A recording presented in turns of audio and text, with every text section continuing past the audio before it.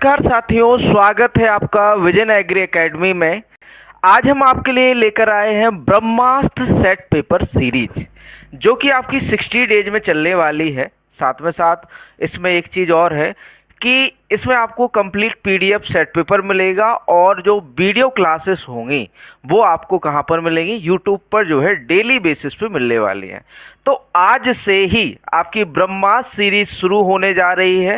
रात को 8 बजे, कितने, शाम को 8 बजे या रात को 8 बजे डेली क्लास आपकी लाइव होगी अब से, ठीक। और इसका सेट पेपर आपको सुबह 10 बजे एप्लीकेशन जो कि विजन एग्री एकेडमी के नाम से है, आप लोग डाउनलोड कर लेना, उसमें मिलेगा, ठीक।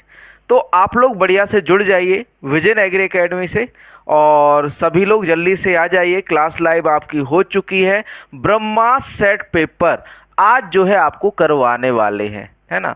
तो ब्रह्मास्त्र से जुड़िए। विजन एग्री आवाज बढ़िया से आ रही होगी, साथ में साथ आपको जो है क्लियरिटी भी होगी। सभी लोग आ जाइए बढ़िया से। आपकी क्लास लाइव हो चुकी है। डेली आपकी 8 बजे होगी, लाइव स्ट्रीमिंग चलेगी, ठीक है, जिसमें एग्रीकल्चर के 65 क्वेश्चन, कंप्यूटर के 15 क्वेश्चन, यूपी जीके के 20 क्वेश्चन कवर करेंगे डेली बेसिस पे। और ये जो आपका ब्रह्मास्त्र सेट पेपर बैच है, ये आपका टॉपिक वाइज है, मतलब कि सिलेबस के अकॉर्डिंग है। साथ में साथ इसमें आपको 40 सेट पेपर टॉपिक वाइज रहेंगे और जो आपके 20 सेट पेपर रहने वाले हैं वो कंप्लीट फुल लेंथ रहेंगे और इसमें अधिक भी दे सकते हैं, ठीक है, टेंशन नहीं लेनी है, ठीक। तो ब्रह्मास्त्र जो है 60 सेट पेपर वाला बैच शुरू हो चुका है आपका। संपूर्ण पाठ्यक्रम कृषि plus computer plus UP GK, ठीक, जिसमें 40 topic wise full set, 20 full length set, video solution, 60 plus test और प्रिंटेबल फॉर्म में आपको मिलेंगे, ठीक। आगे बात करें कि जैसे देखिए यहाँ पर आपका क्या पैटर्न क्या रहने वाला है। जैसे डे 1 है ना, क्या है, डे 1 है। डे 1 को क्या रहने वाला है, सामान्य कृषि। देखिए डे 1 है, डे 1 में आपका जो है रखा हुआ है हमने सामान्य कृषि, फसल उत्पादन के अंदर कंप्यूटर का इतिहास, उत्तर प्रदेश का इतिहास, मतलब कि कंप्यूटर के इतिहास से और उत्तर प्रदेश के इतिहास से क्वेश्चन आएंगे यहाँ पर, ठीक। जैसे आपका डे 2 है सामान्य कृषि, फसल उत्पादन, कंप्यूटर का इतिहास, उत्तर प्रदेश का इतिहास, मतलब 65 क्वेश्चन आपके सामान्य कृषि के, 15 क्वेश्चन कंप्यूटर के और 15 आपके 20 क्वेश्चन यूपी जी के, उत्तर प्रदेश सामान्य। जैसे डे 3 है फसलों का वर्गीकरण या फिर फसल उत्पादन, फसलों के वर्गीकरण से क्वेश्चन, हार्डवेयर एंड सॉफ्टवेयर से क्वेश्चन, फिर उत्तर प्रदेश कला व संस्कृति। मतलब बिल्कुल जैसे आपका सिलेबस चल रहा है, मतलब जैसा सिलेबस है उसके अकॉर्डिंग आपको सेट पेपर यहाँ पर मिलने वाले, किसमें, ब्रह्मास्त्र सेट पेपर में। और जो ज्वाइन करना चाहें तो डिस्क्रिप्शन में ऐप व वेबसाइट का लिंक मिल जाएगा, तो सर्च या फिर आप सर्च कर सकते हैं नॉर्मली ब्राउजर पर विजन एग्री एकेडमी, आपको ऐप मिल जाएगी, वेबसाइट मिल जाएगी, सारा कुछ मिल जाएगा, है ना। और अगला बैच है आपका जो लाइव क्लासेस है, आपकी डेली बेसिस पे लाइव क्लासेस स्टार्ट हो चुकी हैं, ठीक। ये जानकारी आपको बताना देखो जरूरी है, इस वजह से मैं शुरुआत में ही बता दे रहा हूँ। लाइव प्लस रिकॉर्डेड क्लासेस आपकी जो है स्टार्ट हो चुकी है आपकी 1 अगस्त से, है ना। यदि आप इसको ज्वाइन करना चाहें तो आप डेली जो है लाइव क्लास ज्वाइन कर सकते हैं। आपको क्या करना होगा, नीचे डिस्क्रिप्शन में जाना होगा, विजन एग्री एकेडमी जो है आपको एप्लीकेशन डाउनलोड करना होगा, ठीक है। और साथ में साथ उसमें मात्र 499 में आपको सब्सक्रिप्शन लेना होगा। तो लाइव प्लस रिकॉर्डेड क्लास संपूर्ण बैच शुरू हो चुका है, ठीक। और आगे बात करें ई सेट टेस्ट सीरीज की, तो 20 full length test, 50 topic test और 30 सेक्शनल टेस्ट, ये टेस्ट सीरीज भी हमने प्रारंभ कर दी है मात्र 299 में। इसको बाय करना चाहें तो आप कर सकते हैं, ठीक।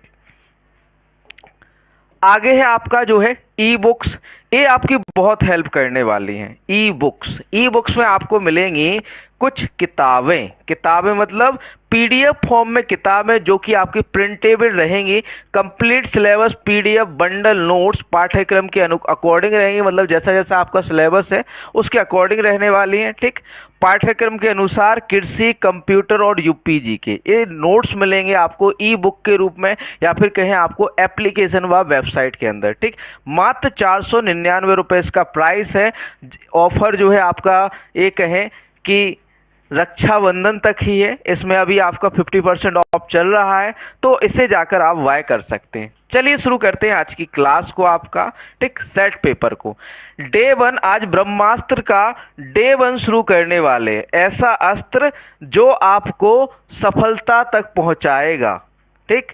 ब्रह्मास्त्र सीरीज एक गारंटी देती है कि आप यदि इसको लगा लोगे पढ़कर तो आप जरूर सफल हो जाओगे एजीटीए में, ठीक है। तो पहले आपको क्या करना है, पीडीएफ से आपको क्वेश्चन लगाने हैं, है ना। क्या करना है, क्वेश्चन लगाना है पीडीएफ से। उसके बाद क्या करना है, आपको नॉर्मली सा आ जाना है एप्लीकेशन या फिर कहें यूट्यूब पर सॉल्यूशन देखने के लिए, कंप्लीट सॉल्यूशन देखने के लिए, ठीक। तो कंप्लीट सॉल्यूशन के लिए आपको कहां पर आना है, vision agri academy YouTube channel पर। और पीडीएफ के लिए सेट पेपर, देखो सबसे पहले पीडीएफ सॉल्व करना जरूरी होता है ना। तो सेट पेपर के लिए आपको कहां जाना है, विजन एग्री एकेडमी एप्लीकेशन पर, जिसका लिंक आपको डिस्क्रिप्शन में मिल जाएगा, ठीक। चलिए शुरू करते हैं आज के सेशन को बढ़िया से, ठीक। तो पहला पार्ट है आपका, जैसा कि हमने देखो आपको बताया था कि सेट पेपर में हम जो है टॉपिक वाइज रखेंगे। तो भाग 1 आज जो डे 1 का सेट पेपर सॉल्व करवा रहे हैं, है ना। तो डे 1 के सेट पेपर में आपका क्या रहने वाला है, जनरल एग्रीकल्चर। जैसा कि हमने बताया था कि डे 1 में क्या रहेगा, जनरल एग्रीकल्चर, है ना।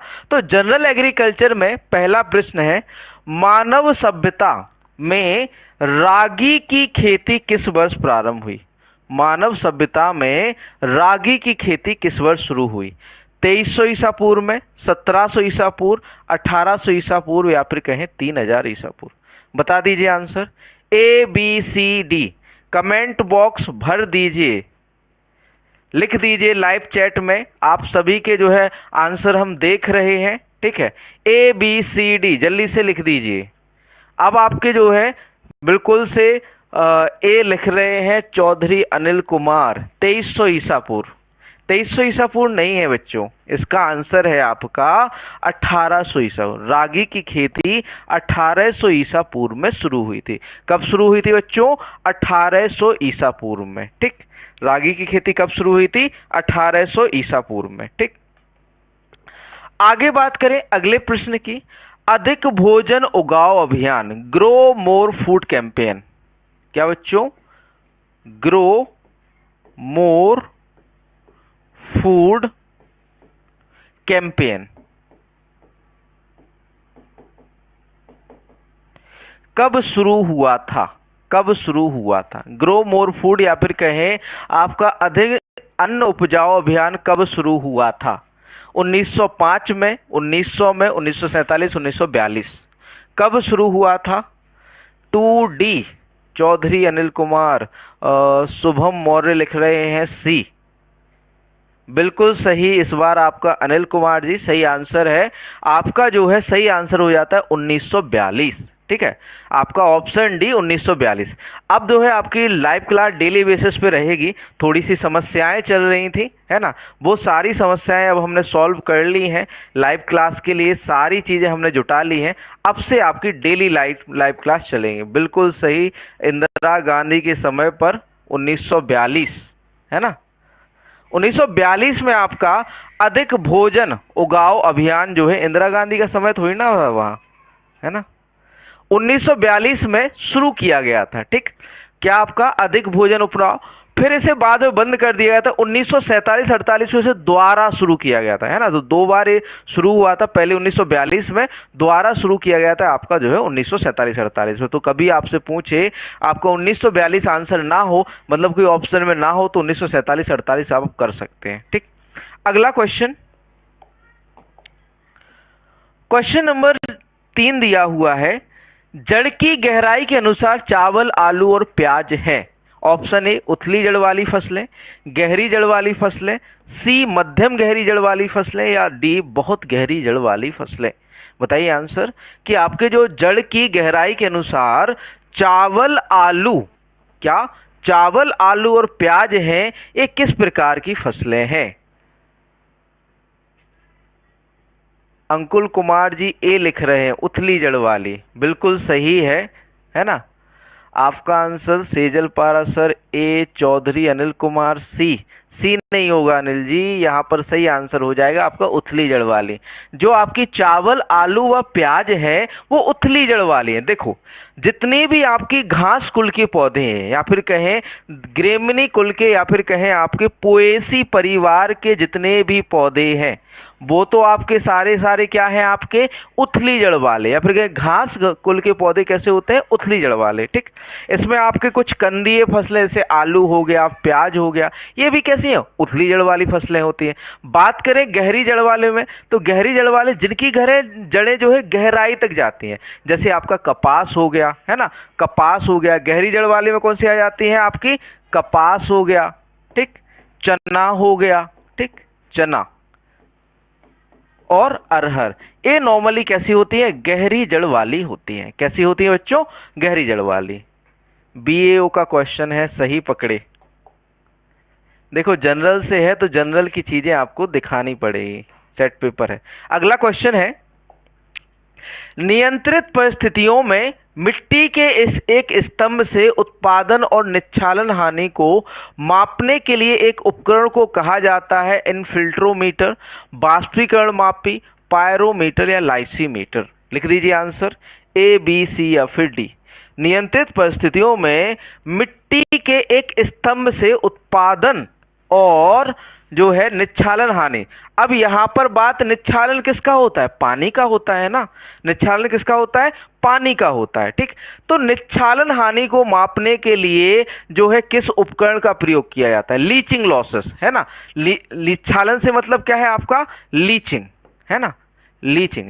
निच्छालन हानि का मतलब है leaching losses.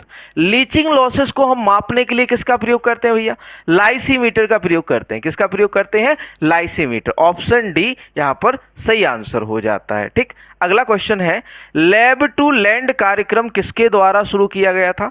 Lab to land कार्यक्रम किसके द्वारा शुरू किया गया था, एनबीएसएस एंड एलयूपी द्वारा, उत्तर प्रदेश सरकार द्वारा, इंदिरा गांधी द्वारा या आईसीआर द्वारा। किसके द्वारा जो है आपका लैब टू लैंड प्रोग्राम शुरू किया गया था, बता दीजिए आंसर। क्वेश्चन नंबर 5 का आंसर क्या होगा, ए बी सी या फिर डी। डी, देखो सेजल जी ने लिख दिया है आईसीआर, बिल्कुल सही है। ठीक, यहां पर राइट आंसर की बात करें तो आपका आईसीआर ने 1979 में 1979 में प्रयोगशाला से खेत तक कार्यक्रम की शुरुआत की थी। कहां से, प्रयोगशाला से खेत तक कार्य में, या फिर कहें लैब टू लैंड कार्यक्रम द्वारा जो है शुरू किया गया था। किसके द्वारा, आपका जो है आईसीआर द्वारा। अब आईसीआर की फुल फॉर्म की बात करें तो Indian council of agriculture research. ICR का फुल फॉर्म क्या होता है, इंडियन काउंसिल ऑफ,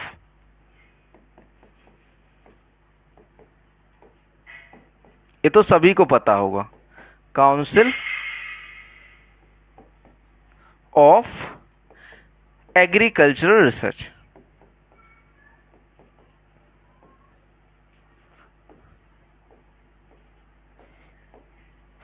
अब आईसीआर की बात करें तो आईसीआर की स्थापना कब हुई थी आपकी, 16 जुलाई 1929 को, 16 जुलाई 1929 को। ठीक, इसके जो वर्तमान में अध्यक्ष, जो देखो जो भी आपके कृषि मंत्री होते हैं वो आपके आईसीआर के क्या होते हैं, अध्यक्ष होते हैं। तो अभी फिलहाल में जो कृषि मंत्री हैं वो माननीय श्री शिवराज सिंह चौहान जी हैं। ठीक है, तो वो आईसीआर के क्या होंगे, अध्यक्ष होंगे। और अभी वर्तमान में इसके डायरेक्टर जनरल जो है वो है आपके डॉक्टर हिमांशु पाठक। ठीक, और बाकी चीजें आपको जनरल के लेक्चर में बताई जाएंगी। अब बात करें NBSS and LUP, National Bureau of Soil Survey and Land Use Planning. ठीक, एनबीएसएस एंड एलयूपी, आपका जो एनबीएसएस एंड एलयूपी है इसने आपके 15 एग्रो क्लाइमेटिक जोन या फिर कहें कृषि जलवायु क्षेत्र दिए थे। किसने, आपके क्लाइमेटिक जोन दिए। ठीक, किसने, आपका NBSS and LUP, National Bureau of Soil Survey and Land Use Planning. ठीक, एनबीएसएस एंड एलयूपी का फुल फॉर्म क्या होता है? National Bureau of soil survey and Land Use planning. इसकी जो स्थापना हुई थी, बेसिकली इसका हेडक्वार्टर कहाँ पर है आपका? नागपुर के अंदर है। कहाँ पर है आपका? नागपुर के अंदर है। और इसकी जो स्थापना हुई थी 1976 के अंदर हुई थी। कब हुई थी? 1976 के अंदर। किसकी? आपकी एनबीएसएस एंड एलयूपी की। ठीक, आगे बात करते हैं। अगला क्वेश्चन है, सेवाग्राम प्रयास की देखरेख में हुआ था। किसकी देखरेख में शुरू किया गया था? एफ.एल. ब्रायन, रविन्द्रनाथ टैगोर, जवाहरलाल नेहरू या एम.के. गांधी? जल्दी से लिख दीजिए, क्वेश्चन देखिए और आंसर कीजिए जल्दी से। आपका जो एक है कि जो सेवाग्राम प्रयास है किसके द्वारा शुरू किया गया था?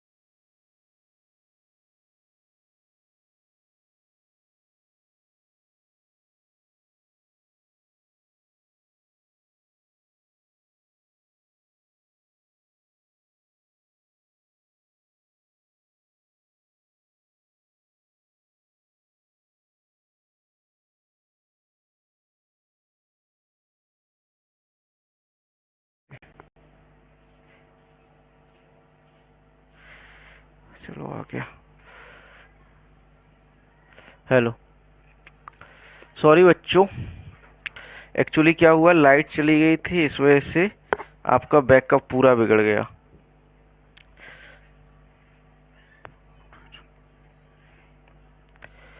जस्ट 2 मिनट में स्टार्ट कर रहे हैं। बोर्ड खींच के दो।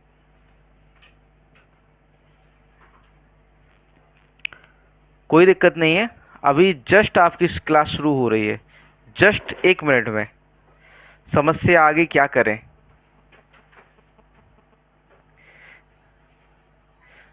पूरा मत खींच देना। लो।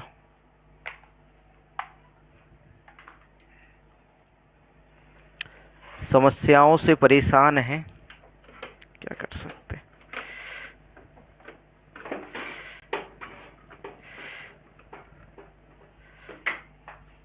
जस्ट मिनट शुरू कर रहे हैं, 1 मिनट में। ये सोचिए कि आपकी लाइव स्ट्रीमिंग जो थी वो एंड नहीं हुई, वरना वो ख़त्म हो जाती तो फिर क्लास ख़त्म हो जाती आपकी।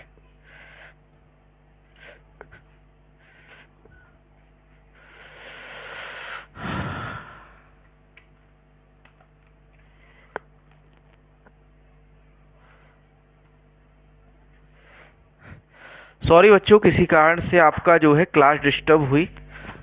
वो थोड़ा सा क्या था कि डेस्कटॉप से डायरेक्टली कनेक्ट है ना, तो डेस्कटॉप जैसे ही लाइट गई, इन्वर्टर तो का तो बैटरी बैकअप तो मैंने बढ़वा लिया है। अब दिक्कत ये होगी कि जैसे ही लाइट गई तो वैसे ही आपका जो है सिस्टम बंद हो गया। ठीक, आ जाइए वापस, शुरू करते हैं अपने क्लास को, कंटिन्यू। ठीक, तो हम कहाँ थे, आपका सेवाग्राम प्रयास की देखरेख में शुरू किया गया था। एफ.एल. ब्रायन, रविन्द्रनाथ टैगोर, जवाहरलाल नेहरू या फिर कहें M.K. गांधी। तो जो आपका सेवाग्राम परियोजना है या फिर कहें प्रोग्राम था जो, ठीक, वो किसके द्वारा शुरू किया गया था, आपका M.K. गांधी, महात्मा मोहनदास करमचंद गांधी द्वारा शुरू किया गया था। ठीक, सभी लोग आ जाइए, आपकी क्लास जो है कंटिन्यू है। अगला क्वेश्चन है, क्वेश्चन नंबर 7 दिया हुआ है। अनार के लिए राष्ट्रीय अनुसंधान केंद्र स्थित है तिरुचिरापल्ली तमिलनाडु, पुणे महाराष्ट्र, अजमेर राजस्थान या सोलापुर महाराष्ट्र। आपका जो है अनार के लिए राष्ट्रीय अनुसंधान केंद्र कहाँ पर स्थित है, आंसर कीजिए। Tiruchirappalli Tamil Nadu, Pune Maharashtra, Ajmer Rajasthan, Solapur Maharashtra. A, B, C या फिर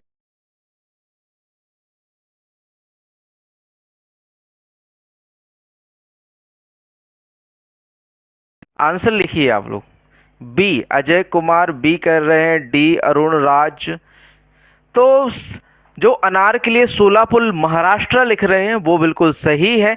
जो आपका अनार के लिए राष्ट्रीय अनुसंधान केंद्र है वो कहाँ पर है, आपका जो है सोलापुर महाराष्ट्र के अंदर है।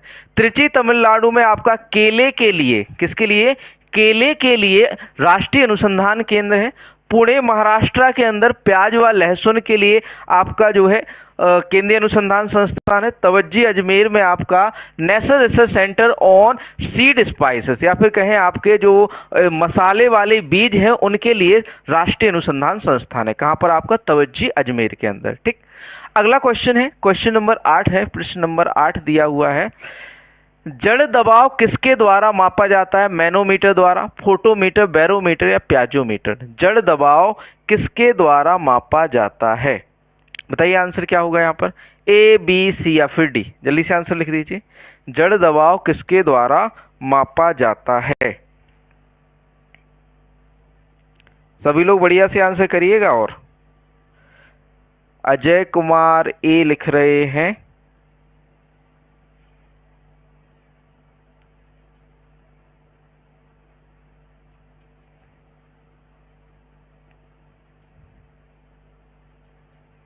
जल्दी जल्दी आंसर कीजिए। मैनोमीटर, बिल्कुल सही। जो आपका जड़ों का दबाव है वो किसके द्वारा मापा जाता है, आपका मैनोमीटर द्वारा मापा जाता है। ठीक, फोटोमीटर द्वारा लाइट की इंटेंसिटी मापी जाती है, इंटेंसिटी ऑफ लाइट।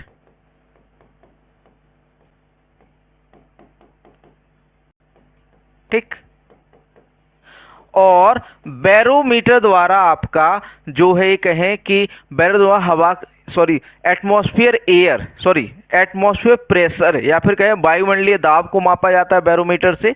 प्याजोमीटर से आपका जो है एक है कि आपका जो सॉइल पर प्रेशर होता है, स्पेसिफिक ग्रेविटी ऑफ सॉइल किससे मापी जाती है, प्याजोमीटर से मापी जाती है। अगला क्वेश्चन है, चावल में कांसीकरण किस पोषक तत्व की विषाक्तता के कारण होता है, मैग्नीज, सल्फर, बोरोन या आयरन। कांसीकरण या फिर कहते हैं ब्रोनेजिंग, आपका जो चावल में कांसीकरण होता है वो किसके कारण होता है, आंसर कीजिए। A, B, C या फिर D।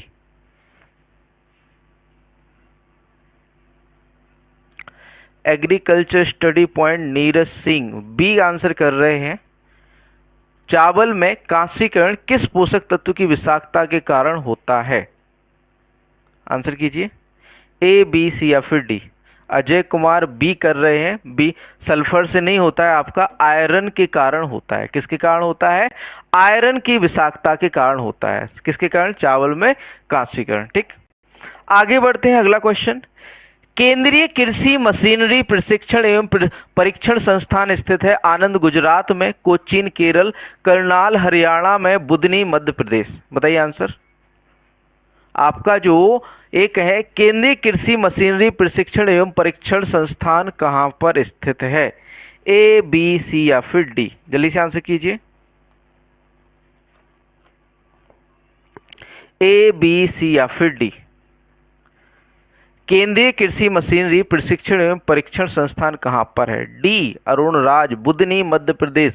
बिल्कुल सही, बुधनी मध्य प्रदेश के अंदर आपका केंद्रीय कृषि मशीनरी प्रशिक्षण एवं परीक्षण संस्थान स्थित है। ठीक, आनंद गुजरात के अंदर आपका NDDB national dairy development board का जो है मुख्यालय है, जिसकी स्थापना 1965 में हुई थी। एनडीडीबी की स्थापना कब हुई थी? 1965 में। और इसके जो प्रथम अध्यक्ष हुए थे या फिर क्या चेयरपर्सन हुए थे, डॉक्टर वर्गीज कुरियन हुए थे। कौन हुए थे? डॉक्टर वर्गीज कुरियन। ठीक, आपका जो करनाल हरियाणा है, करनाल हरियाणा में आपका क्या है? आपका जो है एनडीआरआई है, नेशनल डेयरी रिसर्च इंस्टीट्यूट है। ठीक, कहां पर? आपका करनाल हरियाणा में, जिसकी स्थापना हुई थी 1923 के अंदर। 1923 में स्थापना हुई थी, बाद में 1955 में से जो है 1955 में से करनाल स्थानांतरित किया गया था बेंगलोर से। ठीक, अगला क्वेश्चन। यूजेनॉल महत्वपूर्ण रासायनिक सामग्री है क्लोव के अंदर, दालचीनी, इलायची या सभी मसालों में? यूजेनॉल किस में पाया जाता है? क्वेश्चन नंबर 11 है, आंसर कीजिए। यूजेनॉल किसके अंदर पाया जाता है? ए बी सी या फिर डी। महत्वपूर्ण रासायनिक सामग्री है किसके अंदर? यूजेनॉल। यदि आपने अभी तक सब्सक्राइब नहीं किया तो चैनल को सब्सक्राइब जरूर करिएगा। ठीक है, आंसर कीजिए पहले तो। यूजेनॉल जो है भैया किस में मिलता है? हमें क्लोव के अंदर मिलता है। किसके अंदर मिलता है? हमें क्लोव के अंदर। ठीक, आगे बढ़ते हैं अगले क्वेश्चन की। क्वेश्चन नंबर 12 दिया हुआ है। NBSS and LUP national Bureau of Soil Survey and Land Use planning के अनुसार भारत को कितने कृषि पारिस्थितिकी क्षेत्रों में विभाजित किया गया है?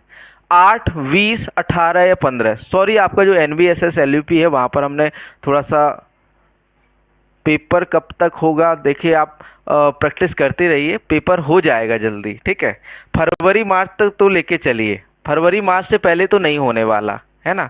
तो बढ़िया से प्रैक्टिस करते रहिए, पढ़ते रहिए, है ना, एग्जाम जल्दी हो जाएगा। ठीक, 20 बिल्कुल सही है। आपके कृषि पारिस्थितिक क्षेत्र पहले हमने बता दिया, कृषि सॉरी वो योजना आयोग ने दिए थे। ठीक है, जल्दी जल्दी में बता दिया था वो।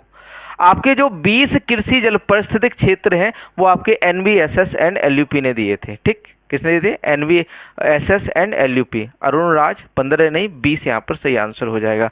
कृषि पारिस्थितिकी क्षेत्र आपके 15 कृषि जलवायु क्षेत्र जो है वो किसने दिए थे? आपके योजना आयोग ने दिए थे। ठीक, किसने दिए थे? योजना आयोग ने। तो थोड़ा सा मिस्टेक होगी वहां पर। ठीक, आगे बढ़ते हैं अगले क्वेश्चन की ओर। क्वेश्चन नंबर 13 है। राष्ट्रीय जैविक एवं प्राकृतिक खेती केंद्र स्थित है गाजियाबाद, इंदौर, लुधियाना, चेन्नई। राष्ट्रीय जैविक एवं प्राकृतिक खेती केंद्र कहां पर स्थित है? गाजियाबाद में, इंदौर के अंदर, लुधियाना या चेन्नई के अंदर? बताइए आंसर। सर जब तक आप जैसे सर हैं तो अच्छा से तैयारी हो जाएगी। धन्यवाद मोंटी जयंत। आप लोग बस तैयारी करते रहिए और हम कोशिश करेंगे कि अच्छे से अच्छा कंटेंट आपको प्रोवाइड करें। एक आंसर कर रहे हैं, बिल्कुल सही है। गाजियाबाद उत्तर प्रदेश के अंदर आपका राष्ट्रीय जैविक एवं प्राकृतिक खेती केंद्र स्थित है। ठीक, अगला क्वेश्चन। भारत सरकार द्वारा ई राष्ट्रीय कृषि बाजार या ई नाम योजना शुरू की गई थी 14 अप्रैल 2017 को, 14 अप्रैल 2018 को, 14 अप्रैल 2019 या 14 अप्रैल 2016 को? आपकी जो ई नैम परियोजना है, इलेक्ट्रॉनिक नेशनल एग्रीकल्चर मार्केटिंग, जो कि आपका ये कहें भारत भर की मंडियों को जोड़ने का काम करता है। ई नोम या फिर कहें आपके जो किसान हैं उनको पूरे भारत में या फिर कहें पूरे कॉन्टिनेंट में या फिर कहें पूरे इंडिया में बेचने की क्या अपने अनाज या अपनी कमोडिटी को बेचने की स्वतंत्रता देता है। कौन? ई नैम या फिर कहें राष्ट्रीय कृषि बाजार। ठीक, इसकी स्थापना या फिर कहें यह योजना कब लाई गई थी? तो भैया ये योजना लाई गई थी 14 अप्रैल 2016 को। कब लाई गई थी? 14 अप्रैल 2016 को आपकी ई नैम परियोजना लाई गई थी। कब? 14 अप्रैल 2016। 14 अप्रैल 2016 यहाँ पर राइट आंसर हो जाता है। आगे बढ़ते हैं, अगला क्वेश्चन है, शुष्क क्षेत्रों में अंतरराष्ट्रीय कृषि अनुसंधान केंद्र स्थित है? केन्या, मैक्सिको, नाइजीरिया या सीरिया? शुष्क क्षेत्रों में या फिर कहें शुष्क क्षेत्रों के लिए अंतरराष्ट्रीय कृषि अनुसंधान केंद्र स्थित है। National agriculture research centre in dry area.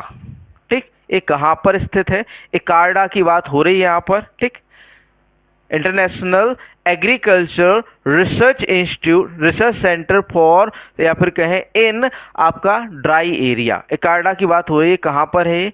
Mexico. Mexico में नहीं है भैया, ये मैक्सिको में नहीं है। ये कहाँ पर है? सीरिया के अंदर है। कहाँ पर है आपका? सीरिया के अंदर है। ऑप्शन डी सीरिया सही आंसर हो जाता है। अगला क्वेश्चन, भारतीय कृषि प्रणाली अनुसंधान संस्थान स्थित है या फिर कहें Indian agriculture system research institute कहाँ पर स्थित है? या फिर कहें farming system, Indian research institute for farming system या फिर कहें आपका भारतीय कृषि प्रणाली अनुसंधान संस्थान कहाँ पर है? मेरठ, लुधियाना, रामपुर, देहरादून। तो भैया ये आपका कहाँ पर है? मेरठ के अंदर है। भारतीय कृषि प्रणाली अनुसंधान संस्थान कहाँ पर है? मेरठ के अंदर। ठीक, यहाँ पर आंसर जो है क्या हो जाता है? भारतीय कृषि प्रणाली अनुसंधान संस्थान कहाँ पर स्थित है? आपका मेरठ के अंदर स्थित है। ठीक, ऑप्शन ए मेरठ सही आंसर हो जाता है। ठीक, आगे बढ़ते हैं, अगला क्वेश्चन, क्वेश्चन नंबर 70 है। बेसिकली ये आपका टॉपिक वाइज है ना, तो यहाँ पर सारे टॉपिक आपको देखने को नहीं मिलेंगे। जैसे हमने कहा जनरल है ना, तो यहाँ पर जनरल ही देखने को मिलेगा। जैसे हमने कहा आपका एग्रोनॉमी, तो एग्रोनॉमी के क्वेश्चन ही देखने को मिलेंगे। आपको सारी चीज़ें नहीं देखनी, ना तो प्लांट पैथोलॉजी, ना एनिमल, ना आपका ब्रीडिंग। आपका टॉपिक वाइज 40 सेट जो है इसमें आपके 40 दिन क्या चलेगा? टॉपिक वाइज सेट चलेंगे और उसके बाद 20 दिन आपके कंप्लीट सेट चलाएंगे। ठीक, यहाँ पर बी नहीं होगा। आदित्य चौहान जी आपका जो है, सॉरी इसका कह रहे हो ना 17 का, लिख दिया करो 17 B. 18 B field plot technique के जनक किसे माना जाता है? अगला क्वेश्चन है, क्वेश्चन नंबर 17 है, खरपतवार विज्ञान अनुसंधान निदेशालय स्थित है नागपुर में, जबलपुर, कानपुर, उदयपुर? जो जबलपुर कर रहे हैं बिल्कुल सही है। जो आपका खरपतवार विज्ञान अनुसंधान निदेशालय है वो कहाँ पर है? आपका जबलपुर के अंदर है। अगला क्वेश्चन, फील्ड प्लॉट तकनीक का जनक किसे माना जाता है? ब्लैकमैन को, रामानुजन, जेबी बॉसिंगहोल्ड, इनमें से कोई नहीं। बताइए आंसर क्या होगा यहाँ पर? ए, बी, सी या फिर डी? फील्ड प्लॉट तकनीक किसने दी थी? सर ये पहले प्रश्न है या सर नए? ये जो है आपके नए क्वेश्चन है, ये मैंने पहले सेट पेपर शुरू किए थे, मतलब कि जो पहले किए थे वो फुल थे, मतलब कंप्लीट सिलेबस था उसमें। लेकिन जो अभी शुरू किए गए हैं वो आपके टॉपिक बेसिस पर हैं या फिर कहें टॉपिक वाइज है। टॉपिक वाइज कहें तो आपने जैसे मान के चलो जनरल, हर कोई जो बच्चा होता है वो आपका जनरल एग्रीकल्चर से शुरू करता है ना, तो उन्हें जनरल एग्रीकल्चर कंप्लीट किया तो जनरल एग्रीकल्चर के आपको 65 क्वेश्चन, उसने अगर कि आपका कंप्यूटर व यूपी जीके का इतिहास पढ़ा है तो उसके क्वेश्चन। ठीक, तो इस तरह से आपका टॉपिक वाइज सेट है ये। ठीक, तो बताइए फील्ड प्लॉट तकनीक के जनक किसे कहा जाता है? बी सभी लोग लिख रहे हैं रामानुजन, लेकिन रामानुजन यहां पर आंसर नहीं है। Field plot technique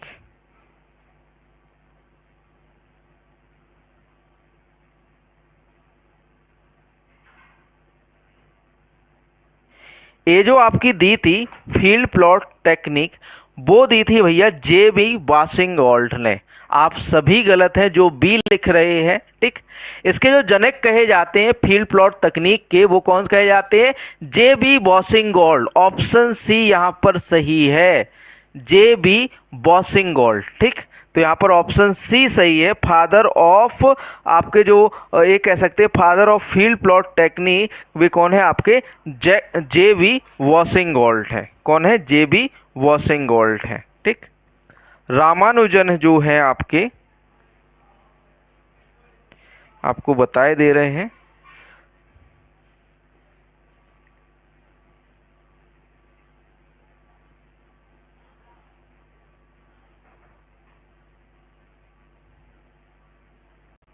in agriculture, Ramanujan का एग्रीकल्चर में कंट्रीब्यूशन देख लेते हैं क्या है। इसको हम आपको बाद में बता देंगे रामानुजन के बारे में, ठीक है। इसके जो आंसर हो जाता है आपका जे बी वॉशिंगॉल्ट हो जाता है। क्या हो जाता है? जे बी वॉशिंगॉल्ट, ठीक। J B Boussingault. आगे है अगला क्वेश्चन। क्वेश्चन नंबर 19 है, खेत पर सिंचाई के पानी को मापने के लिए निम्नलिखित में से किस उपकरण का उपयोग किया जाता है? खेत पर सिंचाई के पानी को मापने के लिए निम्नलिखित में से किस उपकरण का उपयोग किया जाता है? लाइसीमीटर का, इवेपोरीमीटर का, टेंसियोमीटर या करंट मीटर? खेत पर पानी को मापने के लिए किसका प्रयोग किया जाता है? बताइए आंसर क्या होगा? ए, बी या सी या डी? यहां पर बात करें बच्चों सही आंसर की तो टेंसियोमीटर, ठीक। खेत पर सिंचाई के पानी को मापने के लिए किसका प्रयोग किया जाता है? आपका टेंसियोमीटर का प्रयोग किया जाता है। किसका प्रयोग? टेंसियोमीटर। आपके लीचिंग लॉसेस के लिए हमने बता दिया आपका लाइसीमीटर का प्रयोग किया जाता है। आपके जो इवेपोरेशन, इवेपोरेशन क्या होता है आपका? नॉर्मली खेत से और आपके जो पौधों के पत्ते हैं उनसे होने वाले जो जल का आपका जो एक कह सकते हैं जल की जो हानि है उसको मापने के लिए किसका प्रयोग करते हैं हम? इवेपोरीमीटर का प्रयोग करते हैं। अगला क्वेश्चन, केंद्रीय औषधि एवं सुगंध पौधा संस्थान स्थित है चेन्नई में, शिमला, नैनीताल, लखनऊ? केंद्रीय औषधि एवं सुगंध पौधा अनुसंधान संस्थान, बताइए answer. Central institute for central institute for aromatic and इसका जो है इंग्लिश हम थोड़ा सा कंफ्यूज कर रहा है। केंद्रीय औषधि एवं सुगंध पौधा संस्थान, बताइए आंसर क्या होगा इसका? ये आपका लखनऊ के अंदर है। कहां पर है? लखनऊ। सभी लोग डी लिख रहे हैं, लखनऊ के अंदर ये स्थित है, ठीक। अगला क्वेश्चन, कुसुम में तेल की मात्रा होती है 18 से 20%, 28 से 32%, 28 से 40%, 42 से 45%।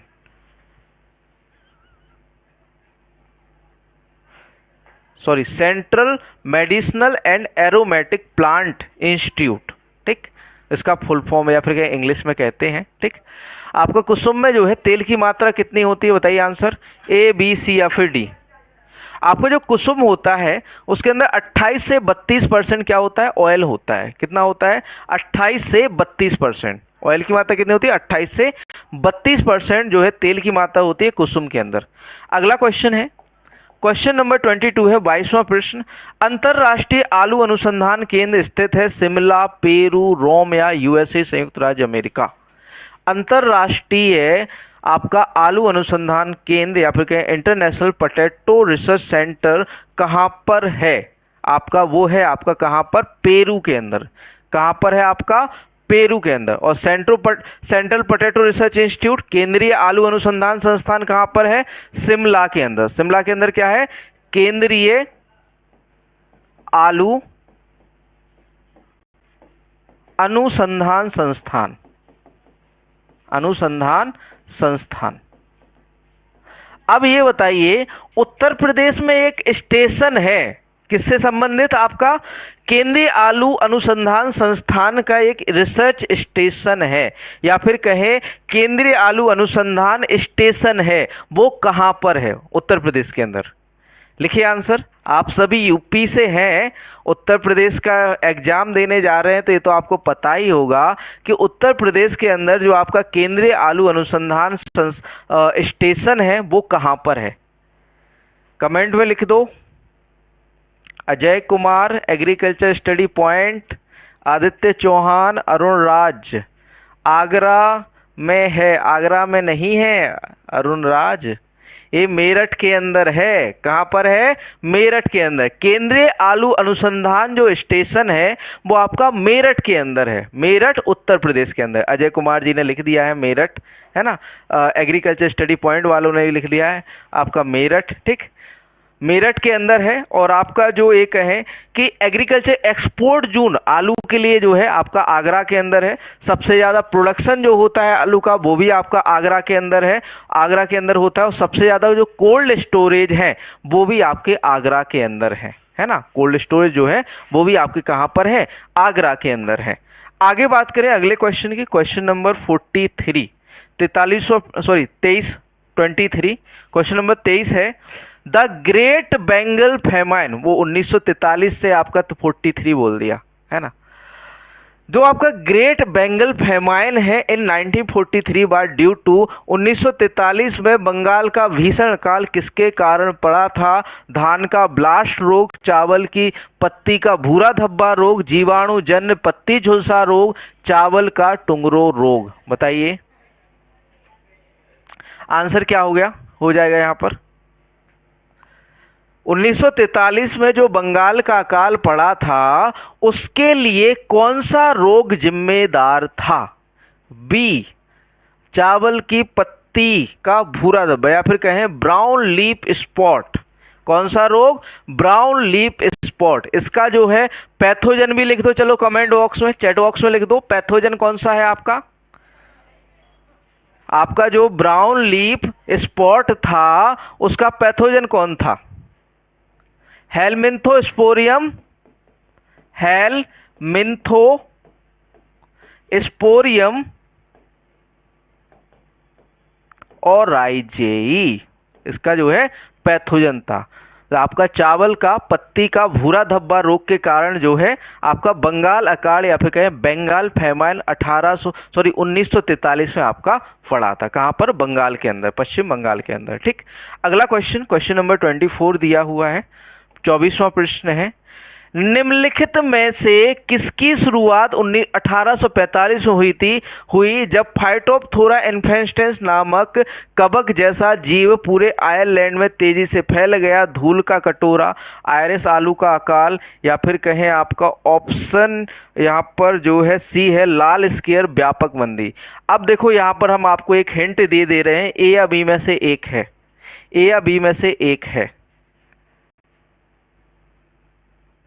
हेलमिंथोस्पोरियम ओराइजी के कारण जो है आपका ब्लास्ट रोग, सॉरी आपका जो ब्राउन स्पॉट डिजीज है वो होती है, ठीक। 24 का बी आयरिस आलू अकाल, इसे हम जो है यह जो है हिंदी में कहें तो पछेती झुलसा रोग, जो आलू का पछेती झुलसा रोग था उसके कारण आयरलैंड में 1845 में अकाल पड़ा था। किसके कारण?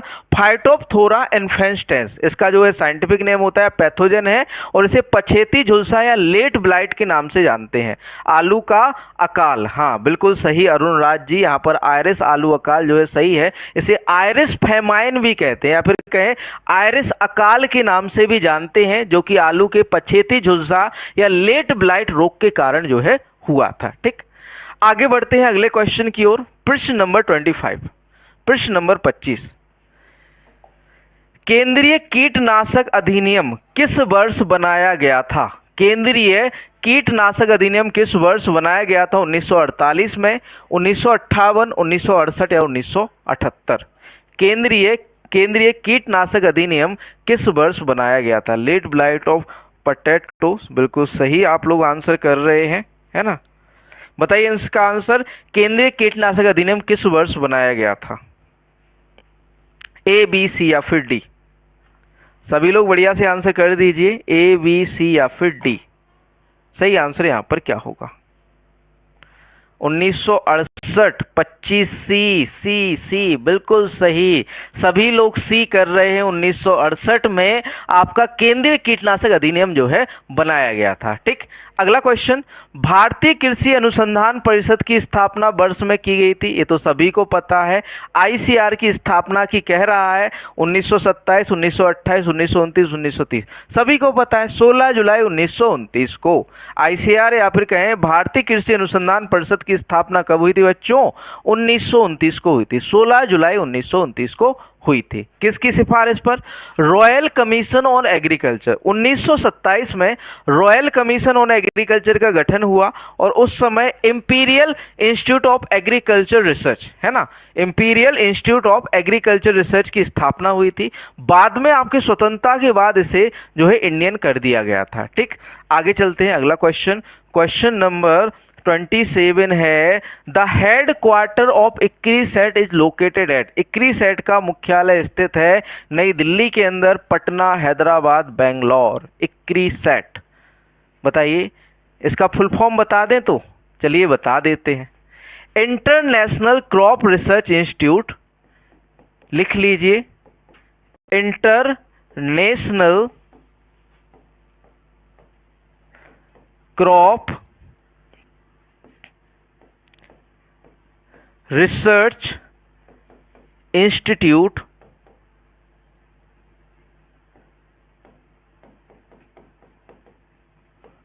For semi arid tropics. ये जो है आपका इक्री सेट का क्या होता है? फुल फॉर्म होता है ना। सी, हैदराबाद, बिल्कुल सही। ये कहां पर है आपका? हैदराबाद के अंदर स्थित है। इक्री सेट कहां पर? हैदराबाद। स्थापना भी लिख लो, 1971 में हुई थी। इक्री सेट की स्थापना कब हुई थी? 1971, 1971 में हुई थी, है ना।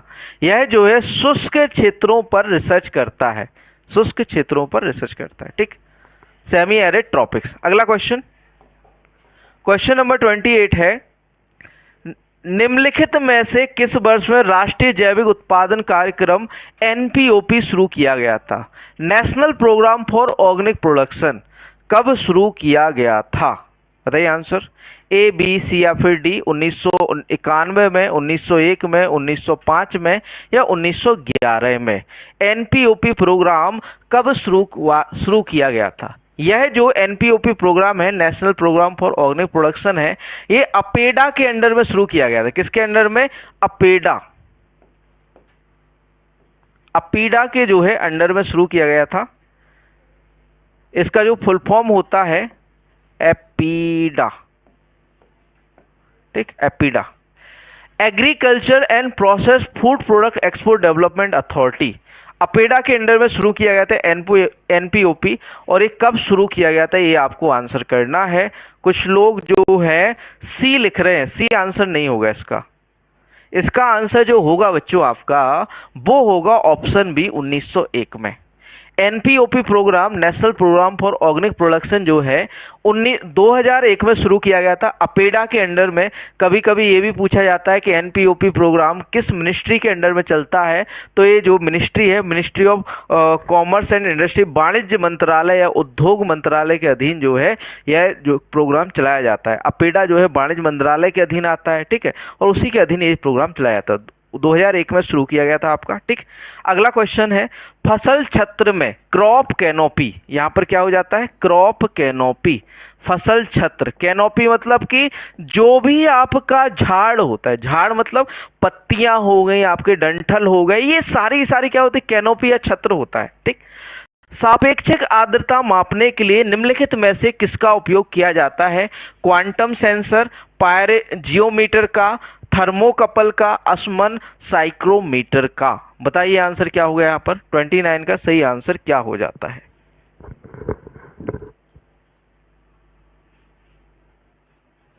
ऑप्शन है उसमें 199 से क्या होगा?